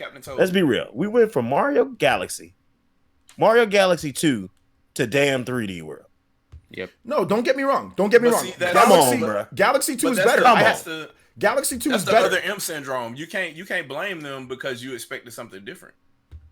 I expected at least something that was going to be revolutionary. No, like it usually is when it comes to Mario. Something that's going to wow you. The Wii U is not revolutionary. On what you get, no, but the Wii U could have easily produced a game that looked like Odyssey, though. That's the thing. Like the Wii U could have easily produced a game that looked like Odyssey on there. They started development on Wii U. They could have easily produced an Odyssey on the Wii U, but they decided to take the route. Super Mario 3D Land did really well. For those who don't know, Super Mario 3D Land is actually, I think it's the second best 3D Mario game, selling Mario game. Here we go, 3D Land again. Here we go with this. 3D Land is there, dude. 3D Land sold so well. People don't understand how much people like 3D Land. It's really good. F in the chat for 3D Land, y'all. So they decided to take 3D Land and they decided to make it even better because 3D World does everything 3D Land does, but even better, like way better. And that game was really good. So I'm just saying it was a lazy attempt. It was lame as hell. And it just I don't think making a multiplayer 3D platformer and making it work and making it actually functional and good, I don't think that's lazy in my opinion. Maybe if you're playing it single player, I can see what some of the design, but like if you play through the levels of the game, I really don't think it's as lazy as you're trying to make it out to be. Is it as good as Galaxy? No, not as good as Galaxy. I don't think it's as, personally, I like 3D World because of the multiplayer aspect, because I play with my daughter, but that's completely, like I said, that's a different experience. Playing with your child is going to give you a different experience than playing by yourself. So that's the reason why I like it more. Only because it's with my daughter. That's the only reason why. If I played it single player the whole time, then yeah, Odyssey would be above it. But it's a magical moment to share the platforming controls and like what you can do with somebody else. That is just something that, in my opinion, for a 3D Mario game, we've never seen before at that level done that well. And that's not easy to do because you don't see 3D platformers that have multiplayer. They're just, some of them do, but it's usually trash. And that one did it with 4 players, and it was good. It was really good, and it was really, really, really fun. So yes, it's not the same experience that you get single player, but you can't discount the family aspect of it and being able to have that and actually it work. I didn't think it was going to work at first. I'm like, 4 players? How is that even going to work with a platformer? You got to be able to jump, but they made it work, and it worked really well. It worked really well. You know, that's cute, but still. I'm just saying, it's there. 3D World I'm just saying, it's there. 3D it's there. World sucks. Number 8. Yeah, that's a good spot for it. 3D World ain't even in my top 10. Get that shit out of here. Yeet it. Nah. Just like Jordan says, yeet it. Don't eat it. At least it runs better than Sunshine. I'll tell you that right now. You got 4 player runs better than Sunshine. It runs better than Sunshine. I'll tell you that right now with that 30 frames. I'm gonna give you this though. Every time. I damn sure would play 3D World over that trash Sunshine.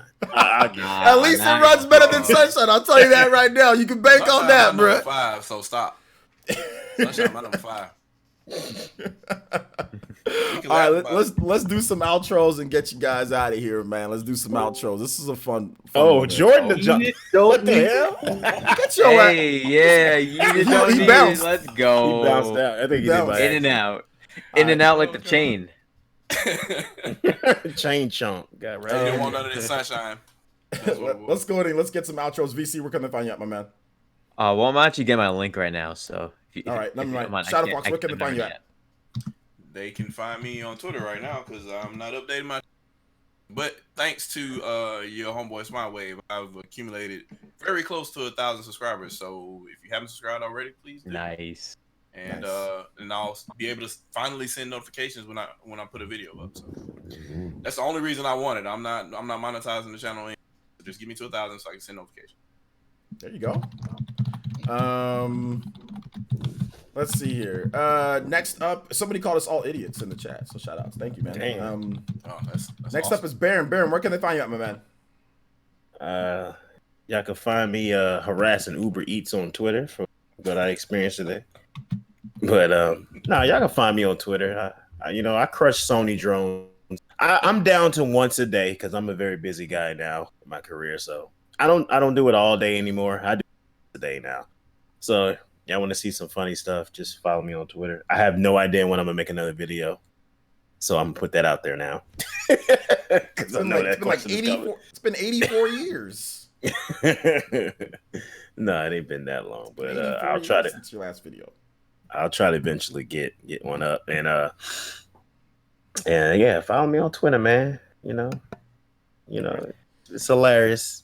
And VC, got your VC. Where can they find you, my man? I just posted my link into the chat. You can check me out on YouTube and Twitter.com. VCIPZ. YouTube.com/VCIPZ. I do 5 to 7 videos a week. No, 5 to 7 streams a week.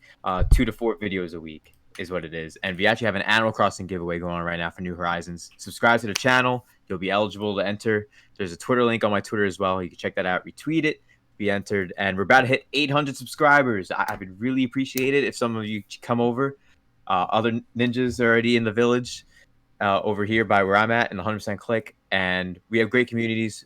OJ does a lot of great live streams. Shadowfox does great live streams. So does Baron, of course, and I do as well. If you want to check that out, that'd be awesome. Thank you guys so much.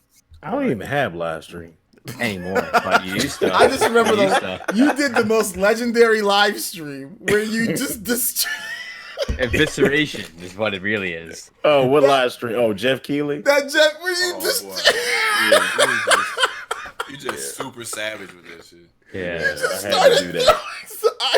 I almost literally, dude. You're on one. I almost choked, dying of laughter, dude. That is the most. I think it was that, and when you said that Michael Pachter would turn Super Saiyan 3 with like Dookie in his head, like when you said. That was an old school video. You deleted it. Why'd you delete that video? But Michael anyway. Pachter? I can't remember that video. You don't remember that video where you said that Michael Pachter turned Super Saiyan 3, but he grows Dookie instead of regular? What? I gotta look that up in my. You deleted it. You deleted No, it. I gotta look it up. No, I still have all my videos. It's on my. It was a long time ago. It was like I gotta look it up. Yeah, like that's what you said about Michael Pachter. You said that he's Super Saiyan 3, but instead of hair, it's Dookie. I don't remember that at all, dog. That was quite possibly the funniest thing I've ever heard. Somebody. He's still the analyst at Wedbush. Like, how are you? Because he makes his clients money. That dude makes people rich. God. He is a horrible video game analyst. But he's just other businesses. He's god tier. From what I read up, dude, he's actually god tier. He's made many people millionaires. He's made many people millionaires. Yeah. Okay. Just quick question before we close out, because I want to hear this answer. I need to know your top Sonic game. Not 5. Just give me the top one. My top Sonic game? Yeah. Sonic Spinball. Oh god. Sonic Spinball is your top. I mean, Sonic Spinball? Is that fun, Sonic Spinball? I'm done with y'all for the day. Sonic Spinball? Wow. Spinball, nah. Yeah. Sonic Spinball. That's a pretty good game. What am I gonna pick? Sonic R is one of my picks. So I get it that you really don't like Sonic. No, Sonic's okay. My favorite Sonic game is Sonic and Knuckles on the Genesis. Which one? Sonic and Knuckles. Okay. On the Genesis. Oh, Sonic and Knuckles. Oh. Yeah, Sonic and Knuckles. Okay. Like, you know, the one that comes with the cartridge and like you can put in Sonic 2 and then you can use Knuckles in Sonic 2. Did you use the Game Genie to make it work with Sonic 1? No, I didn't have that. Oh my god, I had the Game Genie on 64 though. I didn't have it. But yeah, it was fun. I loved playing Sonic 2 with Knuckles in that. I loved playing Sonic and Knuckles. Those are my two favorite Sonic games. Sonic 2 and Sonic and Knuckles. So yeah. Yo, Gunslinger saying Shadow the Hedgehog. Yeah, he's just trolling. He's trolling. Yeah. He's trolling. Like, he's definitely trolling. Aaron also donated $1.99 and says Odyssey's overrated too. He also said that as well. He said what? Odyssey's overrated. He donated $1.99 and says Odyssey's overrated. So we have to make sure to get that in. All right, guys. Thank you guys so much for watching. Guys, on the channel, we're going to have pretty much all live streams that we've been doing so far on the channel. I will have some videos for you guys tomorrow. I will have time to make some videos. So look out for probably a PE News, like a nice quality PE News for you guys. Maybe like another video, like a segmented Nintendo Switch video. I'm not really sure, but I'm not going to have anything early in the morning. So it'll be during the day. We're also going to have Super Smash Brothers tomorrow night as well. So we'll have that tomorrow. We'll have streaming. So thank you guys so much for watching. Look at that Sonic shirt. Oh, we got a Sonic shirt on. Thank you guys so much for watching. I do appreciate it. And we will see you guys for the next one. Bye. And the last thing I gotta say when it comes to Sony, if God don't do it, it just won't get done. Hey, Sonic was a pretty good movie. Darksiders Genesis runs at 140p on the Switch portable mode. Wow. It's at 140p in portable I actually mode. haven't played it in handheld. Is it really that bad? It's not good. Because like Warface is actually not bad in handheld. The dock mode it looks fine, but I don't understand. Like I thought like at launch, I thought the whole thing was everybody was taking priority and making